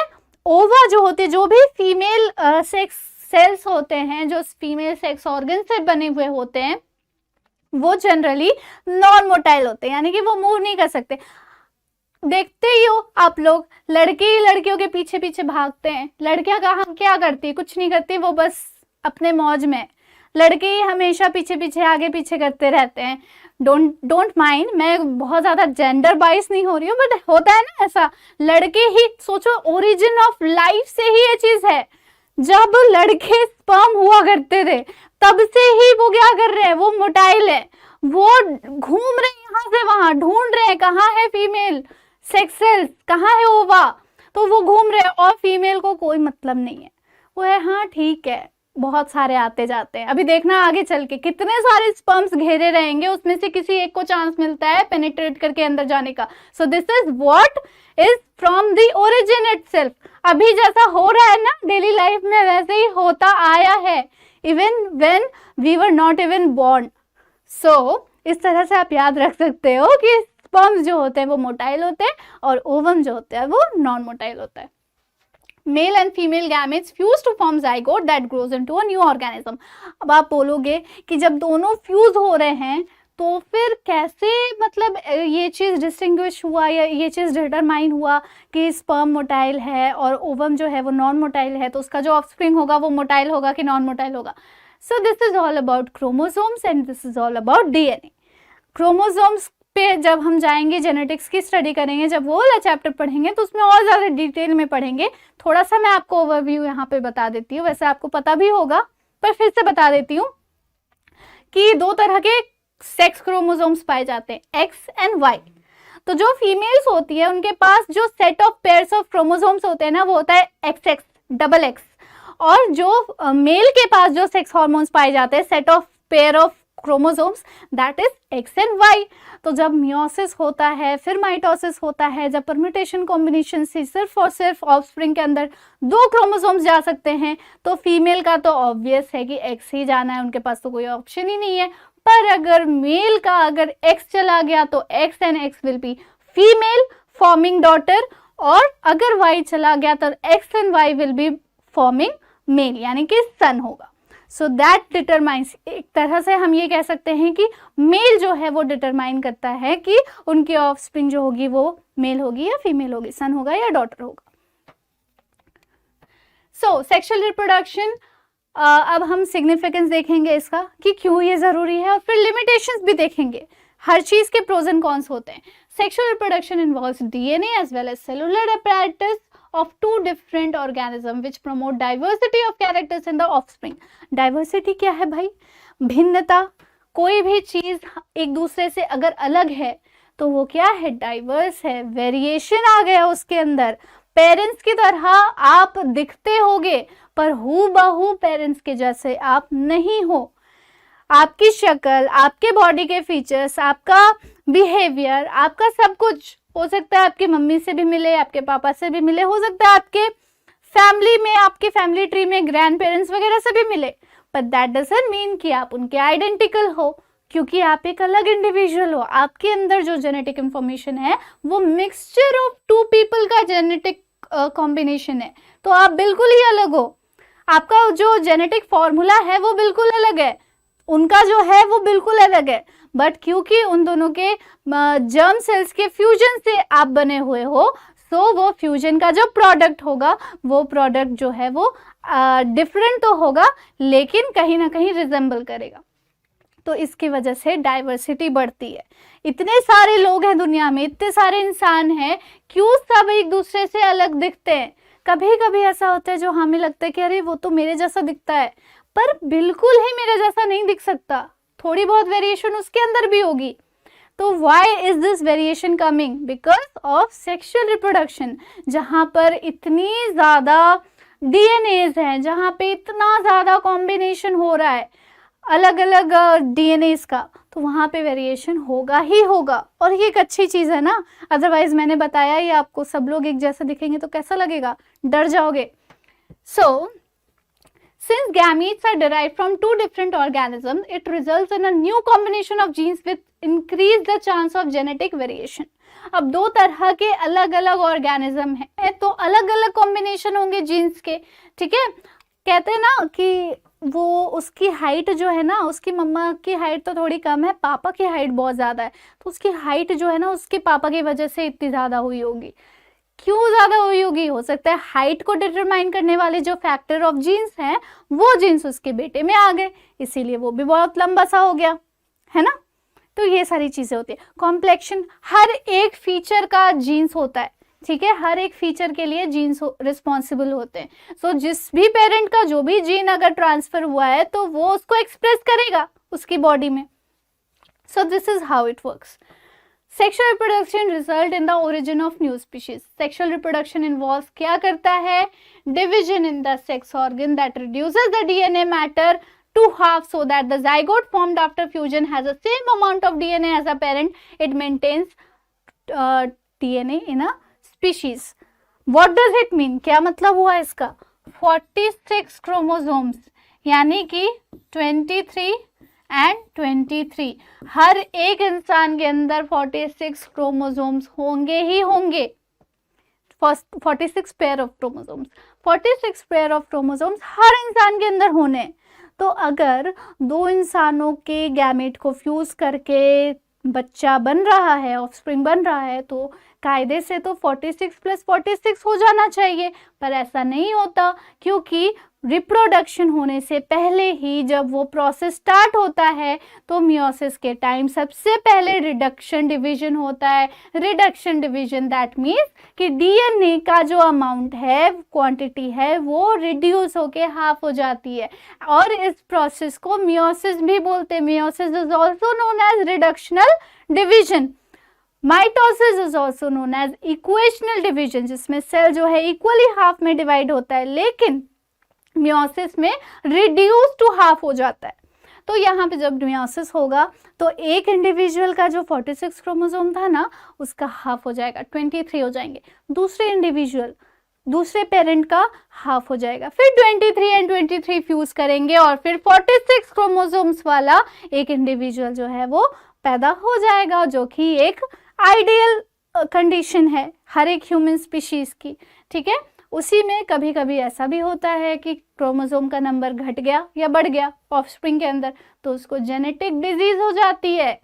वो जेनेटिक प्रॉब्लम जो हो जाती है उसकी वजह से उसके पूरे बॉडी का जो फीचर है वही चेंज हो जाता है, ठीक है। बहुत सारी ऐसी जेनेटिक इश्यूज है, जेनेटिक डिजीजेस हैं जो हम लोग जेनेटिक्स पढ़ते समय इसके बारे में डिस्कस करेंगे। फिलहाल हम लोग रिप्रोडक्शन देख लेते हैं। अब इसके लिमिटेशंस क्या है बच्चों? Sexual reproduction involves the process of combining DNA from two different organisms which may bring some undesirable feature also. अभी जो मैंने बोला ना कि कभी कभी क्या होता है, कभी कभी क्रोमोसोम्स की जो संख्या है वो कभी कभी बढ़ भी जाती है, 46 की जगह 47 हो जाता है, कभी कभी घट भी जाती है, 45 हो जाता है, कभी एक एक्स क्रोमोसोम एक्स्ट्रा आ जाता है, कभी वाई क्रोमोसोम एक्स्ट्रा आ जाता है, कुछ भी हो जाता है कभी कभी रेयर कंडीशन में। तो वो अनडिजायरेबल फीचर्स भी कभी कभी एक्सप्रेस हो जाते हैं। उसकी वजह से सोचो कि एक इंसान है, उसके अंदर 46 पेयर ऑफ क्रोमोसोम्स ही होंगे, अगर उससे ज्यादा या कम हो गए तो वो इंसान कहाँ रहा? टेक्निकली तो वो इंसान कहलाएगा ही नहीं। तो सोचो कि वो उसके बॉडी के फीचर्स कितने डिफरेंट हो जाएंगे ना हम नॉर्मल ह्यूमन बीइंग से। होते तो वो ह्यूमंस ही हैं, पर ऐसी छोटी छोटी कमियों की वजह से या फिर ऐसी प्रॉब्लम्स की वजह से, ऐसे इश्यूज जो आ जाती है उसकी वजह से उनका जो पूरा का पूरा बॉडी है, पूरा फिजिकल अपीयरेंस, मेंटल अपीयरेंस, सब कुछ बिगड़ जाता है। सो दिस इज द लिमिटेशन। अब आते हैं हम लोग प्लांट के सेक्सुअल रिप्रोडक्शन में। जो फ्लावरिंग प्लांट्स होते हैं उनमें ये सेक्सुअल रिप्रोडक्शन पाया जाता है। It occurs mostly in flowering plants. सबसे पहला पॉइंट और सबसे इंपॉर्टेंट कीवर्ड, सबसे ज्यादा important, in fact flowers are the reproductive organ of the plants. क्या है? फ्लावर रिप्रोडक्टिव ऑर्गन है, उसी के अंदर मेल पार्ट है, उसी के अंदर फीमेल पार्ट है, उसी के अंदर रिप्रोडक्शन का प्रोसेस हो रहा है जिसको हम फर्टिलाइजेशन बोलते हैं, और वहीं से एक नया का नया प्लांट बनकर निकलता है। pollen grains of a flower transfer to the stigma। pollen grain क्या है? pollen grain is the male germ cells। pollen grains क्या है? यहाँ पर लिख लो, male germ cells. Okay, male germ cells क्या होते हैं? पॉलन ग्रेन्स होते हैं जो कि स्टिग्मा पे जाके लैंड करते हैं टू जर्मिनेट। वहां पे क्या होता है? कार्पल के स्टिग्मा पे, स्टिग्मा क्या है? It is a part of female reproductive organ, part, not the main reproductive female organ, no, it is a part of female reproductive organ. वहां पे जाके पॉलन ग्रेन्स लैंड करते हैं। अगर सेम ही फ्लावर पर ये हो रहा है तो उसको सेल्फ पॉलिनेशन बोलेंगे, अगर अलग फ्लावर पे हो रहा है तो उसको क्रॉस पॉलिनेशन बोलेंगे। तो ये जो ट्रांसफर हो गया ना, ये बहुत सारे कैरियर्स की वजह से भी हो सकता है। विंड की वजह से होगा, इसको एनीमोफिली बोलेंगे, वाटर की वजह से होगा, हाइड्रोफिली बोलेंगे, एनिमल्स में इंसेक्ट्स की वजह से होगा, एंटेमोफिली बोलेंगे, बहुत सारे इसके टर्मिनोलॉजीज हैं। आफ्टर पॉलिनेशन पॉलन ग्रेन्स जो हैं वो एग सेल पे पहुंच जाते हैं और एक पॉलन ट्यूब क्रिएट कर देते हैं। जो स्टिग्मा है ना, अभी मैं दिखाऊंगी सब कुछ, सो डोंट वरी। फिर ये तो ओवरव्यू है, अभी आगे चल के मैं दिखाऊंगी। फर्टिलाइजेशन होता है पॉलन ग्रेन और फीमेल के एग सेल के बीच में, और फिर वो क्या फॉर्म करता है? एक एम्ब्रियो फॉर्म करता है। और ये सारा प्रोसेस जो हो रहा है वो ओवरी के अंदर हो रहा है। The zygote divides several times to form an embryo within the ovule. Ovule develops a rough coat and is converted into a seed. Ovule जो है वो seed में convert हो जाता है और ovary जो है वो fruit में convert हो जाती है। Ovary grows rapidly and ripens to form fruit। देखो यहाँ लिखा भी है, ovary fruit बन जाएगी, ovule seed बन जाएगा। कैसे बन रहा है आगे चलेंगे, पढ़ेंगे। While the seed contains a future plant or the embryo which develops into a seedling under suitable condition, this process is known as germination. Germination क्या है? एक ऐसा प्रोसेस है जिसमें ओव्यूल जो है वो जर्मिनेट कर जाता है और एग सेल जो है वो एम्ब्रियो बन जाती है पॉलन ग्रेन के फ्यूजन के साथ। फिर क्या हो रहा है? स्टेमेंस को मेल रिप्रोडक्टिव पार्ट बोलते हैं जो कि पॉलन ग्रेन्स प्रोड्यूस करता है और क्या कंटेन करता है? उसके अंदर होते हैं male gametes. Each स्टेमन has two parts, दो पार्ट होते हैं स्टेमन के अंदर, स्टॉक और एंथर। स्टॉक एक लंबी सी जो डंडी होती है, ठीक है, उसके ऊपर एंथर मतलब कि प्लेटफॉर्म सा होता है, उसको एंथर बोलते हैं। वहीं पे सारे के सारे पॉलन ग्रेन्स स्टोर्ड होते हैं। फिर Solan top part which has large number of pollen grains, तो वो क्या है? वो है एंथर। कार्पेल क्या है? कार्पेल को हम पिस्टल भी बोलते हैं, वेरी इंपॉर्टेंट। कहीं पे आपको पिस्टल पूछ लेगा, कहीं पे आपको कार्पेल पूछ लेगा, you have to remember this कि कार्पेल फीमेल रिप्रोडक्टिव ऑर्गन का दो नाम है, कार्पेल एंड पिस्टल, दोनों में से कोई भी यूज करो। तो वहां पे ओव्यूल्स प्रोड्यूस होते हैं जिसके अंदर फीमेल गैमीट्स पाई जाती हैं। उसके तीन पार्ट होते हैं। स्टिग्मा भी एक डंडी सी स्ट्रक्चर होती है, एक डंडे जैसी, उसके ऊपर ही वो टॉप में स्टिकी पार्ट होता है, ठीक है। स्टिग्मा जो रिसीव करती है पॉलन ग्रेन्स, और फिर स्टाइल जो वो डंडी उसके साथ जो लगी हुई है, चिपकी हुई है, उसको बोलते हैं स्टाइल। और फिर ओवरी जब सबसे बॉटम में वेट कर रही है कि जल्दी से पॉलन ग्रेन्स आए और फिर हम जर्मिनेट करने के बाद फर्टिलाइज करके एक अच्छा सा फ्रूट बनाए, टेस्टी सा, ठीक है, यानी कि एक ऑफस्प्रिंग बनाए। Each ovule has an egg cell female gamete, ठीक है। द फ्लावर्स में भी बाइसेक्सुअल, या एक तो ऐसा हो सकता है कि एक ही फ्लावर के अंदर मेल रिप्रोडक्टिव पार्ट भी है यानी कि स्टेमन्स भी है, और फीमेल रिप्रोडक्टिव पार्ट भी है यानी कि पिस्टल भी है। एक तो ऐसा कंडीशन हो सकता है। एक हो सकता है कि वो यूनिसेक्सुअल हो, यानी कि सिर्फ एक ही प्लांट के जो फ्लावर्स होंगे उसमें या तो सिर्फ मेल होगा रिप्रोडक्टिव पार्ट या तो सिर्फ फीमेल रिप्रोडक्टिव पार्ट होगी, यानी कि उसमें से आ जाते हैं पपाया, वाटरमेलन। बाइसेक्शन में आ जाता है मस्टर्ड, चाइना रोज यानी कि हाइबिस्कस, गुड़हल का फूल देखा होगा। आई विल ट्राई कि इस पे एक प्रैक्टिकल एक्सपेरिमेंट में करूँ, but I am not giving you my words, I am just trying to tell you कि ऐसा मैं सोच रही हूँ ताकि आपके प्रैक्टिकली जो कॉन्सेप्ट्स हैं वो क्लियर हो जाए। हाइबिस्कस, चाइना रोज पे मैं आपको दिखाऊंगी कि कैसे क्योंकि वो बाइसेक्सुअल है तो ज़्यादा फ्लावर्स लाने की ज़रूरत नहीं पड़ेगी, उस पर मैं दिखाऊंगी कि स्टेमन क्या होता है, कार्पेल क्या होता है, कैसे वो उसके ऊपर जो पॉलन ग्रेन्स है, येलो येलो वाला देखा ना आपने, छोटा छोटा पॉलन, वो पॉलन ग्रेन्स है, वो कैसे लैंड करता है स्टिग्मा पे, फिर वो पॉलन ट्यूब बनाता है और फिर ओव्यूल के अंदर कौन सी चीज़ें पाई जाती हैं। तो ये I will try to show you, otherwise इसी पे अभी फिलहाल देख लेते हैं कि क्या क्या है। अब आप देखो, वाह वाह वाह, बहुत सुंदर सा ये फ्लावर का डायग्राम है। पहले आप इसको अच्छे से देख लो, ठीक है, देख लिया आपने।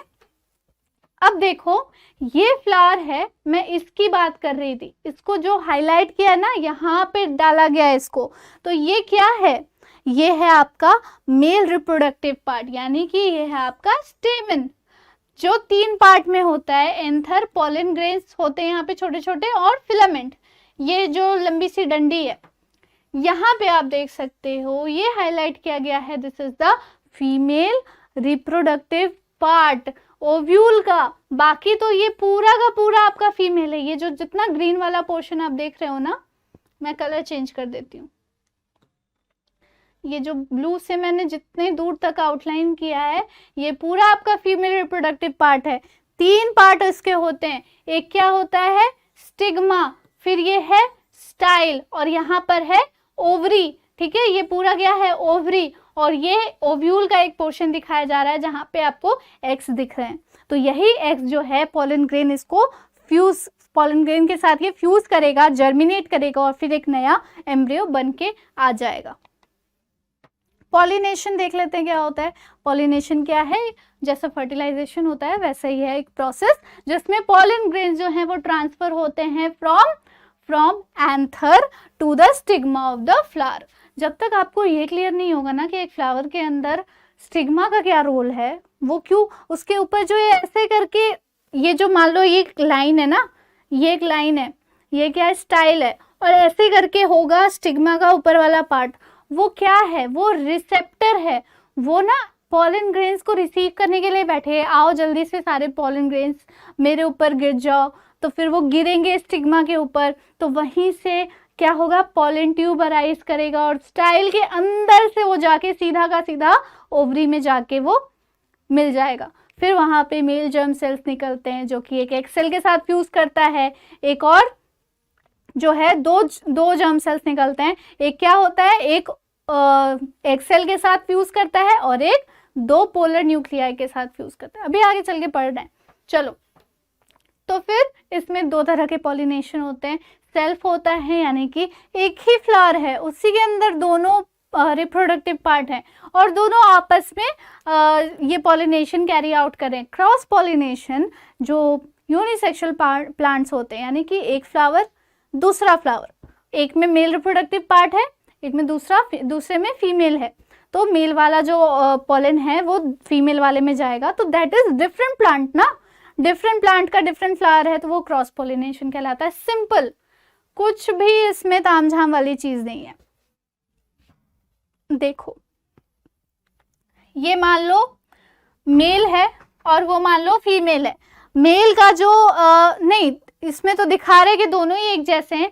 मान लो कि 2 अलग अलग फ्लावर हैं, दोनों में ही मेल और फीमेल दोनों पाया जा रहा है, पर फिर भी वो लोग क्रॉस पॉलिनेशन कर रहे हैं। It is just a condition, जरूरी नहीं है कि जिनके अंदर जो बाइसेक्सुअल फ्लावर्स होंगे उनमें सिर्फ सेल्फ ही होगा, उनमें भी क्रॉस हो सकता है।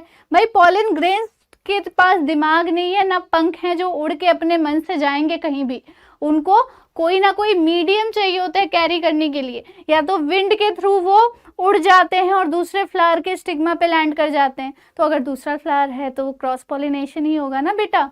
तो इसका जो पॉलन ग्रेन है विंड की वजह से, या इंसेक्ट की, यहाँ पे तो इंसेक्ट है तो हम मान लेते हैं एंटोमोफिली हो रहा है। इंसेक्ट वर्ड जो है वो एंटेमो वर्ड से ओरिजिनेट किया गया है, तो एंटेमोफिली मान लो हो रहा है बर्ड की वजह से। ये क्या, sorry I am so sorry, ये इंसेक्ट की वजह से हो रहा है, बर्ड नहीं, इंसेक्ट की वजह से। एंटेमोफिली जो है वो इंसेक्ट के लिए यूज किया जाता है। तो यहाँ पे इंसेक्ट जो है वो उड़ रही होगी, उसने लैंड किया होगा एंथर पे, बहुत सारे उसके हाथ पैर में पॉलन ग्रेन्स चिपक गए होंगे, अब वो उड़ के दूसरे फ्लावर के स्टिग्मा पे लैंड कर जाए क्या पता, या फिर उसके ऊपर से जा रही होगी और पॉलन ग्रेन्स झड़ के उसके स्टिग्मा पे, इस फ्लावर के स्टिग्मा पे जाके लैंड कर गए। अब ये क्या होगा, यहाँ पे से एक पॉलन ट्यूब अराइज होगा और फिर सीधा नीचे जाके यहाँ पे मेल जर्म सेल जो है उसको फर्टिलाइज करेंगे। So this is the process of pollination. Fertilization क्या होता है, अभी जस्ट मैंने आपको बताया कि कैसे फर्टिलाइजेशन हो रहा है। मेल और फीमेल गैमेट का फ्यूजन हो जाता है जिसको हम सेक्सुअल रिप्रोडक्शन भी बोलते हैं। अब इसमें क्या क्या इवेंट्स हो रहे हैं, पॉलन ग्रेन जो है वो स्टिग्मा पे लैंड कर रहा है, पॉलन ट्यूब ग्रो कर रहा है, पॉलन ग्रेन में से ट्रैवल कर रहा है स्टाइल के अंदर से जो होते हुए और ओवरी तक पहुंचता है, और माइक्रोपाइल एक छोटा सा ना दरवाजा है, एंट्रेंस डोर है, उसको माइक्रोपाइल बोलते हैं, उसी के थ्रू वो एंड कर रहा होता है ओवरी पे।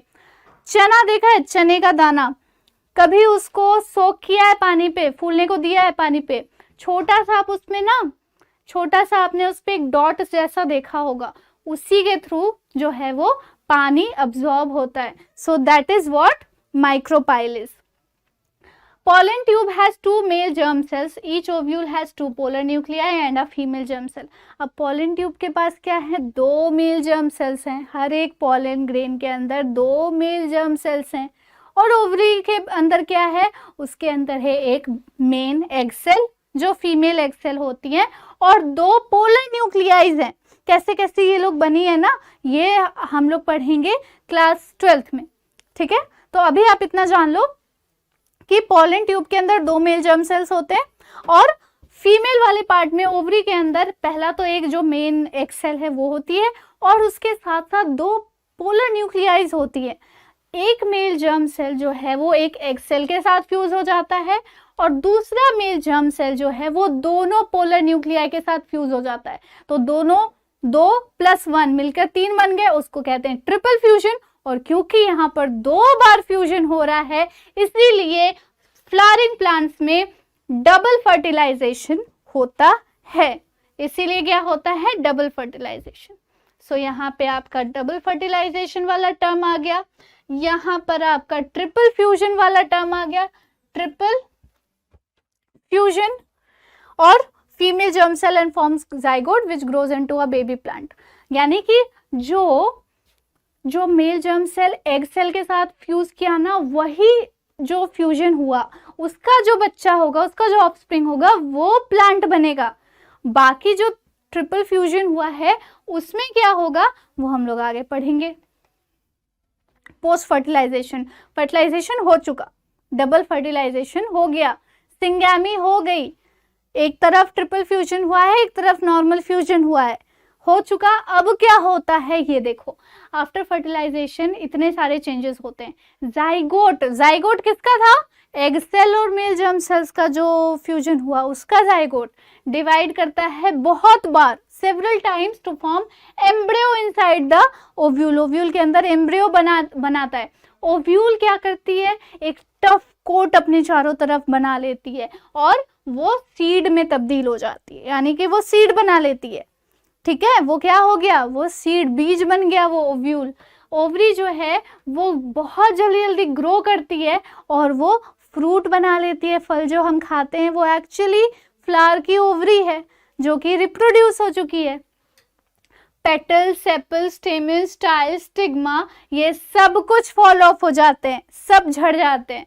फिर सीड और उसके पार्ट्स बचते हैं, और उसके कौन कौन से पार्ट्स होते हैं वो अभी हम लोग देखेंगे। सीड के 2 पार्ट होते हैं, कॉटिलिडन और एम्ब्रियो कॉटिलिडन।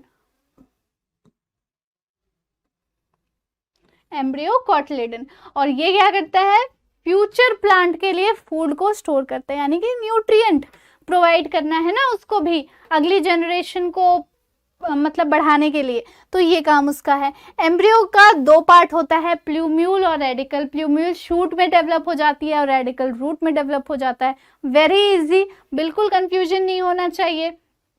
फिर ये जो डेवलपमेंट हुआ इससे क्या हो गया, सीडलिंग से एम्ब्रियो बन गया अंडर प्रॉपर कंडीशन, और फिर इसी को हम जर्मिनेशन बोलते हैं। देख लो पूरा का पूरा फ्लावर का स्ट्रक्चर यहाँ पर आपको दिख जाएगा। ये क्या है आपका, ये है आपका स्टिग्मा, जहाँ पे पॉलन ग्रेन्स जो हैं झड़ के निकले, ये आपका सीधा पॉलन ट्यूब बन के सीधा नीचे आया। यहाँ पर देखो, यहाँ पे मेल जर्म सेल्स हैं, ठीक है। ये स्टाइल है, ये स्पर्म न्यूक्लियाई है, 2 मेल जर्म सेल्स, ठीक है। पेटल्स जो पंखुड़ियां होती है फ्लावर की, वो क्या है, पेटल्स है। सेपल्स जो बेस में जो ग्रीन कलर की पंखुड़ी टाइप की होती है ना, वो सेपल्स होती है, उनको सेपल बोलते हैं। ओव्यूल जिसके अंदर पूरा का पूरा फर्टिलाइजेशन का प्रोसेस हो रहा है। ओवरी जो फॉर्म कर रहा है एम्ब्रियो को आफ्टर फर्टिलाइजेशन। फिर पोलन ट्यूब हो गया, स्पर्म न्यूक्लियाई हो गया। एग न्यूक्लियस के अंदर देखो ये पोलर न्यूक्लियाई, ये दोनों बच्चियां जो हैं ये पोलर न्यूक्लियाई है। इसके साथ एक मेल जर्म सेल फ्यूज करता है जिसको ट्रिपल फ्यूजन बोलते हैं। और ये जो एग न्यूक्लियस बड़ा सा ग्रीन कलर का दिख रहा है ना, आराम से शांत बैठा हुआ, उसको पता है कि दूसरा मेल जर्म सेल मेरे साथ फ्यूज करेगा और हम ही अगला बेबी प्लांट बनाने वाले हैं। ये एंडोस्पर्म है। एंडोस्पर्म कैसे बन गया, ये ट्रिपल फ्यूजन से एंडोस्पर्म बन गया। जाइगोट किससे बन गया, एग सेल और मेल जर्म सेल के फ्यूजन से जाइगोट बन गया। आगे चल के एंडोस्पर्म, ये पूरा का पूरा जो है ये एंडोस्पर्म है, ये सीड कोट है, ये एम्ब्रियो है। आगे चलकर ये क्या बन जाता है, सीडलिंग बन जाती है। उसी को जब हम रोपते हैं मिट्टी में तो वो पूरा का पूरा प्लांट बन जाता है। यानी कि रोपते हैं मिट्टी में मतलब क्या, अंडर सूटेबल कंडीशन, जब उसको एक सूटेबल एनवायरनमेंट मिला तो वो सीड जो है सीडलिंग बन गया और वो पूरा का पूरा एक प्लांट बन गया। So this is the whole process. अब हम आएंगे ह्यूमन बींग्स के सेक्सुअल रिप्रोडक्शन में। इनफैक्ट सेक्सुअल बोलने की जरूरत ही नहीं, because human beings carry out only sexual reproduction, so बोलने की जरूरत भी नहीं थी, कोई नहीं। सो ह्यूमन बींग्स जो है वो सेक्सुअल रिप्रोडक्शन शो करते हैं। मेल पेरेंट जो है वो मेल गैमेट बनाते हैं जिनको स्पर्म बोला जाता है। फीमेल जो है वो फीमेल गैमेट बनाती है जिसको ओवा बोला जाता है। स्पर्म में टेल होते हैं जिसकी वजह से वो मोटाइल होता है। मैंने बताया ना, लड़के घूमते रहते हैं ना आगे, क्यों आगे पीछे डोलते हो भंवरों की तरह, तो ये इसी टाइम से चलता आ रहा है। जब लाइफ की ओरिजिनेशन शुरू हुई थी ना, उसी टाइम से स्पर्म जो है वो ओवा के आगे पीछे घूम रहे हैं भंवरों की तरह। So they are produce in large number in the testis. Testis is a male reproductive organ. It is a pair of the organ testis. उसके अंदर क्या होता है, स्पर्म्स प्रोड्यूस होते हैं बहुत सारे लार्ज नंबर में। ओवम जो है वो काफी बिग ये है, सेल है। It is a single cell but it is big in size. वो नॉन मोटाइल होती हैं। लड़कियां कहीं नहीं जाती, लड़कियां आराम से स्टेशनरी रहती हैं, उनको किसी के आगे पीछे करने की जरूरत नहीं है ना। So non motile and only one ovary produces one ovum in the month. एक मंथ में एक ही ओवम प्रोड्यूस होता है। और फिर एक मंथ के पूरे साइकिल में, अभी हम आगे चल के मेंस्ट्रुअल साइकिल पढ़ेंगे तो मैं बताऊंगी कि कौन से पार्ट के मंथ के पार्ट में अगर मेल गैमीट जो है, जो स्पर्म्स है वो फ्यूज कर जाता है तो फिर वो फर्टिलाइजेशन हो जाता है। There is no food stored in the sperms whereas ova contains stored food. Ova girls, females are always known to provide nourishment. Mummy खाना बनाती है ना, तो खाना ही प्रोवाइड करना ये मतलब एक शुरू से देखो ओरिजिन से ही चलता आ रहा है। अब मैं ये नहीं कह रही हूँ कि लड़कों को खाना नहीं बनाना चाहिए, वो एक अलग चीज हो गया। But the thing that I am trying to say is कि ओवा जो है उसमें फूड स्टोर्ड होता है, वो नरिशमेंट प्रोवाइड करती है आने वाले ऑफस्प्रिंग के लिए। और स्पर्म के अंदर कोई फूड स्टोर नहीं होता, वो तो बस भंवरों की तरह घूम रहा है। वो अगर फ्यूज कर गया ओवम के साथ तो उसी ओवम के नरिशमेंट की वजह से वो स्पर्म जो है जर्मिनेट करके एक नया बेबी फॉर्म कर देगा। Both the gametes are microscopic, unicellular and have half the number of chromosomes as compared to the body cells. दोनों ही गैमीज जो होते हैं बहुत छोटे, माइन्यूट, माइक्रोस्कोपिक होते हैं, यूनिसेलुलर होते हैं और उनमें क्रोमोसोम्स जो हैं वो बॉडी के सेल्स के हाफ नंबर में पाया जाता है। एक्चुअली उतने ही नंबर में पाया जाता है, पर मियोसिस वगैरह होता है। इतना ज़्यादा डिटेल में आपके लेवल पर नहीं दिया है, बट मैं बता रही हूँ कि हर सेल में उतने ही क्रोमोसोम्स होते हैं 46 पेयर्स, और फिर वो रिड्यूस हो जाता है हाफ में आफ्टर रिडक्शनल डिवीजन यानी कि मियोसिस। एंड देन जब वो दोनों अलग अलग गैमीट के अलग अलग क्रोमोसोम्स फ्यूज कर जाते हैं तो फिर वो फाइनली उतने ही क्रोमोसोम्स का एक ह्यूमन बना देते हैं जितने क्रोमोसोम्स आइडियली प्रेजेंट होने चाहिए हर ह्यूमन के अंदर। सो दिस इज ये ओवा है, ये सारे स्पर्म्स हैं, देख रहे हो कैसे भटक रहे हैं ओवा के चारों तरफ। सो मेल रिप्रोडक्टिव सिस्टम पढ़ लेते हैं हम लोग जल्दी जल्दी। क्या होता है इसके अंदर? पेयर ऑफ टेस्टिस, ये क्या है? Main mail reproductive organ, main prime. A system of ducts, कौन कौन से डक्ट्स पाए जाते हैं? एपिडिडाइमिस, वास डिफरेंस या फिर इसको स्पर्म डक्ट भी बोला जाता है, यूरेथ्रा। ग्लैंड्स पाए जाते हैं, seminal vesicles, prostate gland and corpus gland. एक कॉपुलेटरी ऑर्गन होता है जिसकी वजह से फर्टिलाइजेशन या फिर आप कह सकते हो कि फ्यूजन का प्रोसेस इजी हो जाता है, और वो कॉपुलेटरी ऑर्गन कहलाता है penis. One pair of testis are present in a bag like structure, एक बैग जैसे स्ट्रक्चर में पाया जाता है जिसको हम स्क्रोटम बोलते हैं, जो एब्डोमिनल कैविटी के बाहर हैंग कर रहा होता है बॉडी में। Hence they are extra abdominal in position. Extra abdominal यानी कि बॉडी में, बॉडी के बाहर वो हैंग कर रहा होता है एक पाउच जैसे स्ट्रक्चर में, बैग जैसे स्ट्रक्चर में। This is so because testis have to be maintain at 1 to 3 degree lesser temperature than the body in order to produce functional sperms. Sperm को प्रोड्यूस करने के लिए बहुत ही एक ऑप्टिमम रेंज ऑफ टेम्परेचर की रिक्वायरमेंट होती है, जो कि अगर बॉडी के अंदर अगर स्क्रोटम प्रेजेंट होगा तो उतना टेम्परेचर स्पर्म को नहीं प्रोवाइड होगा और स्पर्म्स का प्रोडक्शन उतना नहीं हो पाएगा। बट अगर वो हैंग कर रहा होगा बॉडी के बाहर तो बॉडी के टेम्परेचर से हमेशा 1 से 3 डिग्री सेल्सियस टेम्परेचर लोअर रहेगा, जो कि उसके लिए ऑप्टिमम होता है स्पर्म्स के लिए। फीमेल रिप्रोडक्टिव सिस्टम एक बार देख लेते हैं। It consist of following components. क्या होता है उसमें? अ पेयर ऑफ ओवरीज, दोनों side left and right side ovaries पाई जाती हैं। फैलोपियन ट्यूब या फिर ओविडक्ट पाया जाता है उसमें। फिर यूट्रस या वूम्ब हम बोल सकते हैं। वजाइना या फिर बर्थ कैनाल, वजाइना जिसके थ्रू कॉपुलेटरी ऑर्गन पेनिस जो है वो उसको फैसिलिटेट करता है सारे स्पर्म्स की एंट्री के लिए। Each ovary is almond shaped and present inside the abdominal cavity. At the time of birth, each girl child already contains thousands of immature ova.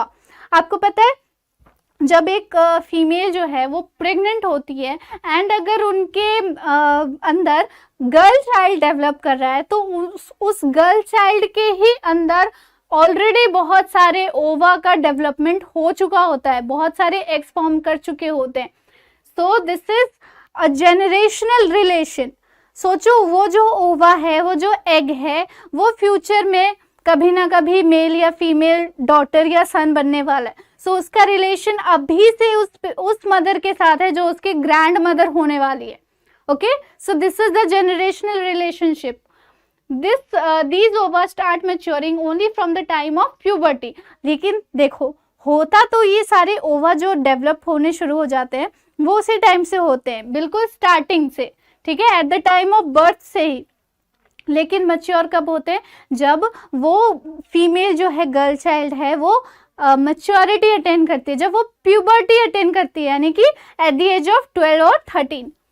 फिर क्या होता है? Only one ovum is produced by one ovary in 1 month and each ovary releases an ovum in alternate months. दोनों ही ovary के पास sufficient amount of ओवम्स हैं, eggs हैं।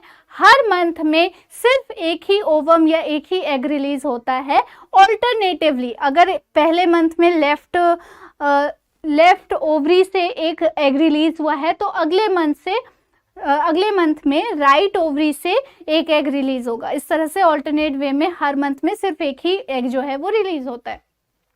The release of ovum from the ovary into the abdominal cavity is known as ovulation। इस release को कहते हैं ovulation. जैसे ही egg जो है वो रिलीज होता है ओवरी में से, वैसे ही उस प्रोसेस को ओव्यूलेशन बोला जाता है। यहाँ पे आप डायग्राम देख लो।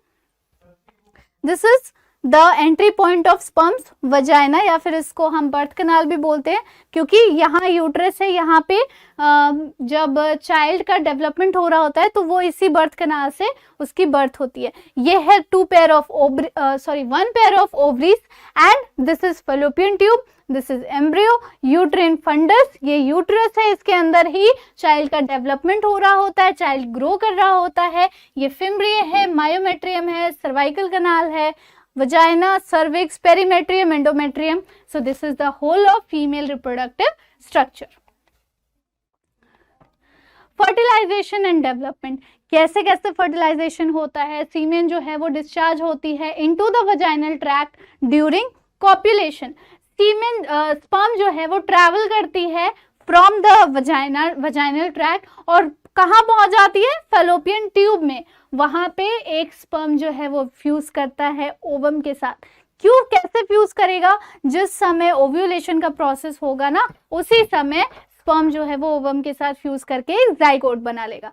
जाइगोट डिवाइड करता है और बार बार डिवाइड करने के बाद वो यूट्रस तक पहुंच जाता है और वहां पे एम्ब्रियो का इम्प्लांटेशन होता है एंडोमेट्रियम के अंदर। यूट्रस का जो सबसे इनर लाइनिंग होता है उसको कहते हैं एंडोमेट्रियम, वहां पे वो चिपक जाता है वो पूरा एम्ब्रियो, वहीं पे उसकी डेवलपमेंट शुरू हो जाती है। तो वहां से एम्ब्रियो को न्यूट्रिशन मिलता है मदर के ब्लड में with the help of a specialized tissue called placenta. At the time of implantation only placenta का डेवलपमेंट हो चुका होता है और वो एक तरह का कनाल है जहां से मदर से न्यूट्रिशन मिलता है फीटस को, बेबी को, which is a disc-like structure embedded in the uterine wall. It contains finger-like villi on the embryo side, while on the mother side blood spaces surrounded the villi. देखो होता क्या है, उसमें ना न्यूट्रिएंट्स का, gases का exchange होता है, तो वो किसके थ्रू होगा, विलाई के थ्रू होगा, प्लेसेंटल विलाई के through. Villi provides a large surface area for glucose and oxygen to pass from mother to the developing embryo and the waste to pass from embryo to the mother through placenta। अब जो भी embryo का, जो भी बच्चे का जो waste होगा वो भी प्लेसेंटा के थ्रू ही जाएगा मदर के पास, और मदर का जितना भी न्यूट्रिशन होगा, ग्लूकोज होगा, जो जितने भी ऑक्सीजन होंगे वो सारे पास करेंगे from mother to embryo. When the embryo starts resembling a human is formed, it is termed as a fetus. The fetus continues to develop inside the uterus for almost 9 months. 9 months इसको gestation period भी बोलते हैं।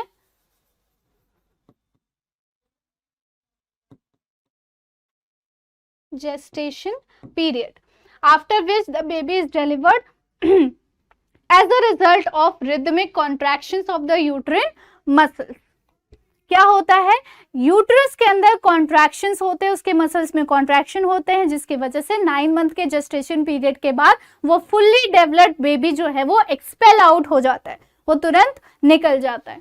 तो this is how fertilization and embryonic development goes around. ये fertilization हुआ, उसके बाद के जाइगोट बना, जाइगोट के बाद मोरुला का स्टेज बना, यानी कि एक ही सेल के अंदर बहुत सारी डिविजन्स हो चुकी हैं।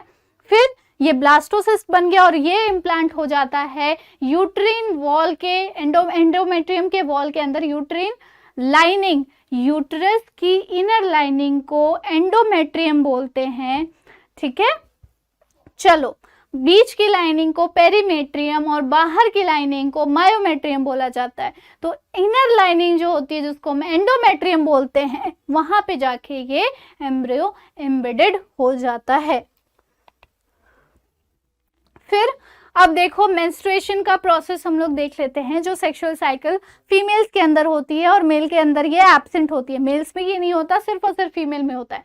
प्यूबर्टी के बाद, यानी कि after attaining the age of 13 और 12 और 13, one egg is produced alternately from one ovary after a period of 28 days। 28 days का एक साइकिल होता है फीमेल्स में, जिसके अंदर ओव्यूलेशन का प्रोसेस होता है। On the 14th day of the cycle ovulation होता है, यानी कि एक एग रिलीज हो जाती है ओवरी के अंदर से।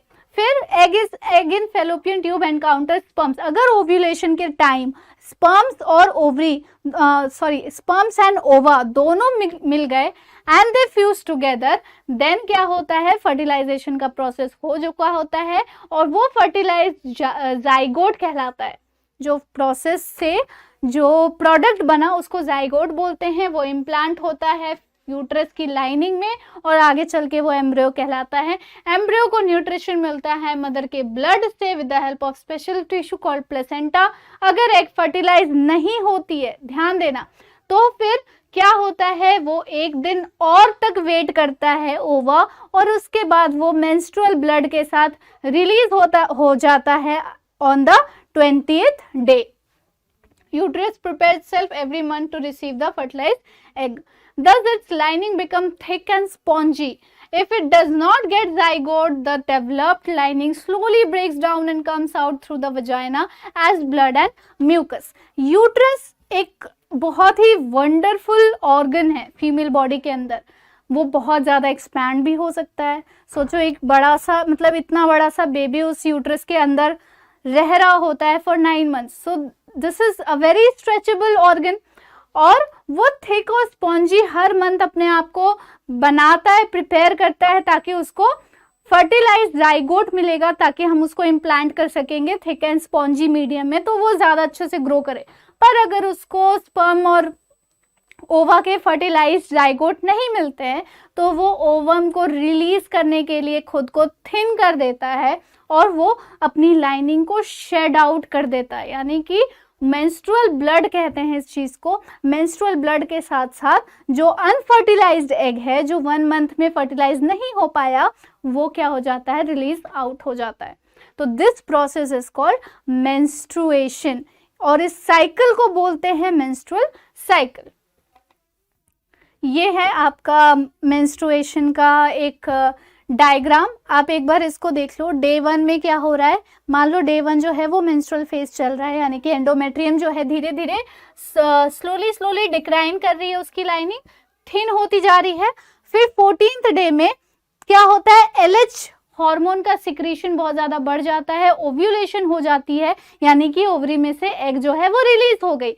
अगले 14-15 दिन तक वो क्या होगा, वो बॉडी के अंदर ही रहेगा, पर फिर वो 14 दिन के बाद जो 20th डे है, अगर फर्टिलाइजेशन नहीं हो पाया, अगर स्पर्म जो है ओवा से मिल नहीं पाया, तो वो 20th डे में फिर से क्या होगा, डिक्लाइन कर जाएगा. यहाँ पे आप देख रहे हो सेक्रेटरी फेज में फिर से एंडोमेट्रियम की लाइनिंग थिक एंड स्पॉन्जी होती जा रही है. उसको लग रहा है कि अब जो है इम्प्लांटेशन होने ही वाला है, पर होता क्या है, उसको सरप्राइज मिलता है कि कोई स्पर्म आया ही नहीं, और कोई स्पर्म और ओवा का फ्यूजन ही नहीं हुआ, जाइगोट ही नहीं बना, अब कोई नहीं आ रहा इम्प्लांटेशन होने के लिए. तो वापस से वो क्या करता है, वापस से उसकी लाइनिंग डिक्लाइन होती है और मेंस्ट्रुअल फेज स्टार्ट हो जाता है.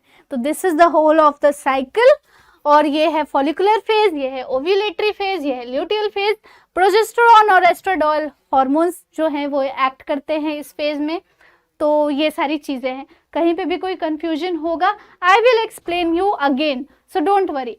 अब आ जाते हैं हम लोग रिप्रोडक्टिव हेल्थ के टॉपिक पे. ये बहुत ही इंपॉर्टेंट टॉपिक है और इसको बिल्कुल भी इग्नोर नहीं करना हमें. Number of diseases occur as a result of sexual intercourse. अब आप लोग जानते हो कि जब तक एक सेक्सुअल इंटरकोर्स नहीं होगा, तब तक स्पर्म्स जो है वो ओवा के संपर्क में नहीं आ सकता. So how this sexual intercourse is happening, because of the copulatory organ of male that is called penis and the birth canal of female that is called vagina. तो इन दोनों के मतलब जब ये दोनों ऑर्गन्स जब आपस में टच होते हैं, जब आपस में इनका इंटरकोर्स होता है, तब जाके ये क्या होता है, फर्टिलाइजेशन का प्रोसेस आगे बढ़ सकता है, because that carries sperms. Okay, so these are known as sexually transmitted diseases. Transmitted diseases क्या मतलब हुआ सेक्सुअली ट्रांसमिटेड डिजीजेस का? फॉर एग्जाम्पल कि किसी एक पर्सन को STD है, कोई सेक्सुअली ट्रांसमिटेड डिजीज कैरी कर रहा है, कोई भी डिजीज कैरी कर रहा है, वो जब अगर without using any kind of protection, if that person is having intercourse, तो वो क्या होगा, दूसरे पार्टनर में भी वो डिजीज ट्रांसफर हो सकती है, ट्रांसमिट हो सकती है. सो दैट इज वाई इतनी सारे, देखो यहाँ पर लिखा हुआ है, they can be caused by bacteria. वो बैक्टीरियल डिजीज भी हो सकता है, जैसे सिफाइलिस, गोनोरिया, या फिर वायरस की वजह से हो सकता है, that is called HIV, AIDS, very dangerous, very deadly disease. The transmission of these diseases can be avoided by using birth control measures such as wearing a condom during the sexual act. अब birth control measures पे हम लोग आ जाते हैं. क्यों ये ज़रूरी है? सबसे पहला तो मेन रीज़न इसका ये है ताकि सेक्शुअली ट्रांसमिटेड डिजीजेस को अवॉइड किया जा सके. एक डिजीज अगर किसी को है भी तो उसके पार्टनर पे वो डिजीज फैले ना. तो इस चीज के लिए हम बर्थ कंट्रोल मेजर्स यूज कर सकते हैं, और बर्थ कंट्रोल के लिए भी ये सारे मेजर्स यूज कर सकते हैं. For example, if the couple wants to have intercourse but doesn't want to have a child, their offsprings of their own, then they can use birth control measures. अब ये कितने टाइप के होते हैं? 3 type के, मैकेनिकल, केमिकल और surgical. एक बार आप ये वाला डायग्राम देख लो. These are all kind of birth control measures. Condom, female condom. This condom is used for male, this condom is used for females. Pills होते हैं, hormonal rings होती हैं, IUDs होती हैं, ओके, इंजेक्शन होते हैं, सर्जिकल स्टेरिलाइजेशन की वजह से भी बर्थ कंट्रोल हो जाता है, इम्प्लांट होता है, सर्जिकल स्टेरिलाइजेशन से वो परमानेंट बर्थ कंट्रोल हो जाएगा. So after that, no matter how many times you involve in sexual intercourse, you will not be able to produce a baby. Coitus interruptus, calendar rhythm method, patch, diaphragm, इतने सारे methods हैं birth control के. So after this, mechanical method, 3 type के methods होते हैं birth control के, mechanical, chemical and surgical. Mechanical में हम देखते हैं इसमें 3 तरह के फिर से मेथड्स आ जाते हैं. यूज ऑफ कॉन्डम्स, सिंपल है, कॉन्डम का यूज करो एंड देन उससे एसटीडीज भी नहीं होंगे और बर्थ कंट्रोल भी हो जाएगा. Diaphragm is also a kind of condom, जो कि थिन रबर फिक्स्ड शीट होती है, ओके, वो वुमेन्स की बॉडी के सर्विक्स में प्लेस किया जाता है. So it is also a kind of protective mechanical method. Intrauterine contraceptive device, या फिर इसको IUCD या फिर लूप भी बोल सकते हैं. ये एक डिवाइस होता है जो इंसर्ट किया जाता है फीमेल की बॉडी के अंदर, यूट्रस में, ठीक है, सो दैट इम्प्लांटेशन ना हो सके एम्ब्रियो का. ऑल्दो ये STD के लिए तो कोई इसका यूज नहीं है, पर है भी, क्योंकि क्या होता है ना, जो बैक्टीरियाज वगैरह होते हैं, वो डिजीज कॉजिंग बैक्टीरियाज, वो इन लूप्स के, इन डिवाइसेस में जो मेटल्स पाए जाते हैं उनकी वजह से वो डाई आउट कर जाते हैं. So yes, this is also a common method to avoid STDs as well as birth control. Chemical methods में अब हम आ जाते हैं use of spermicides. Spermicides are kind of creams, एक तरह के वो क्रीम्स या जलीज होते हैं. उसको अगर हम यूज करेंगे before getting involve into a sexual intercourse, तो फिर जितने भी स्पर्म्स रिलीज होते हैं वो डाई कर जाते हैं. तो when the sperms will get dead, तो वो जो है वो ओवम तक पहुंच ही नहीं पाएंगे, तो फर्टिलाइजेशन होगा ही नहीं. Very good example of birth control measure. Oral contraceptive पिल, इसमें क्या होता है, ये हार्मोनल पिल्स होते हैं. तो जो हार्मोन्स प्रिवेंट करते हैं ओव्यूलेशन को, उन हार्मोन्स का ये अमाउंट बढ़ा देता है ये पिल्स, तो ओव्यूलेशन ही प्रिवेंट हो जाता है. सो आफ्टर दैट मेंस्ट्रुएशन जो है वो स्टॉप नहीं होती, बट ओव्यूलेशन जो है वो स्टॉप हो जाता है, प्रिवेंट करता है ओव्यूलेशन को फॉर दैट पर्टिकुलर टाइम, कि जब आपको लग रहा है कि this is unsafe period to have a sexual intercourse. So that time oral contraceptive pills can be used. Surgical methods, very important, and this is a kind of permanent method for birth control. Permanent method मतलब कि vasectomy या फिर tubectomy, जो 2 तरह के surgical methods होते हैं, उससे परमानेंटली उसका जो मेथड होता है रिप्रोडक्शन का, वो स्टॉप हो जाता है. कैसे, मैं बताती हूँ. वासेक्टोमी में मेल्स का जो वास्ट डिफरेंस है उसको कट एंड टाई कर दिया जाता है. वास्ट डिफरेंस क्या करता है, वो स्पर्म को ट्रैवल करवाता है from its male reproductive organ to the copulatory organ. तो जब वही कट होके टाई हो जाएगी तो रास्ता ही नहीं है जाने का स्पर्म के लिए, तो वो कैसे जाएगा. फिर tubectomy, it involves cutting and ligating reproductive organs, the fallopian tubes in females. अब फैलोपियन ट्यूब क्या है, वो जगह है, वो कैनाल है जहां से ओवरी से ओवम रिलीज होकर यूट्रस तक पहुंचता है. तो अगर फैलोपियन ट्यूब ही कट जाएगा तो उसके पास रास्ता ही नहीं है, इवन स्पर्म के पास रास्ता नहीं है कि वो ओवरी तक पहुंच सके. तो ये एक तरह का परमानेंट मेथड होता है. ऑल्दो फिर से सर्जरी करा के इसको रिवर्स किया जा सकता है, पर उससे कॉन्ट्रासेप्शन जो होता है वो एकदम हाई लेवल पे हो चुका होता है. सो बर्थ जो है वो ऑलमोस्ट इम्पॉसिबल होती है उसके बाद. Medical termination of pregnancy, that is called MTP और abortions. It is carried out to eliminate the developing embryo. Developing embryo को सर्जिकली रिमूव किया जाता है मेडिकल टर्मिनेशन ऑफ प्रेगनेंसी के through. This practice can however be misused, इस practice को misuse भी किया जा सकता है to carry out female foeticide which involves the killing of the female foetus. तो ये हमारे कंट्री में ये बहुत अनफॉर्चुनेट इंसिडेंट है कि जो जिनको भी पता होता है, जो लोग थोड़े से narrow minded kind of people होते हैं, उनको अगर पता चल गया कि एम्ब्रियो जो है वो फीमेल गर्ल चाइल्ड है, तो वो एमटीपी या फिर अबॉर्शन जैसे मेथड्स को यूज करते हैं, उसका मिसयूज करते हैं। It should be avoided at all cost as it disturbs the male-female ratio in a population. Whether it's a boy or a girl, whether it's a female or male, no matter what, if you want a child, you should have a child.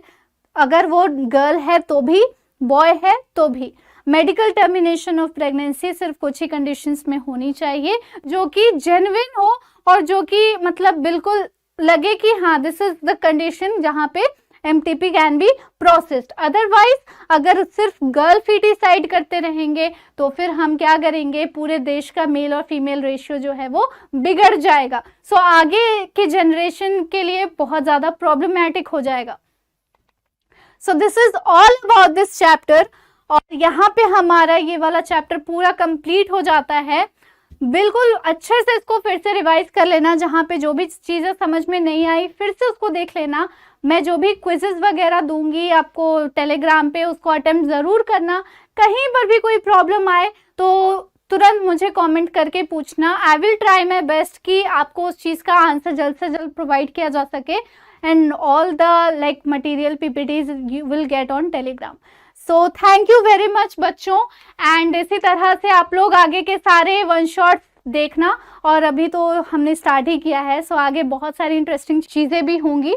So all the best and thank you.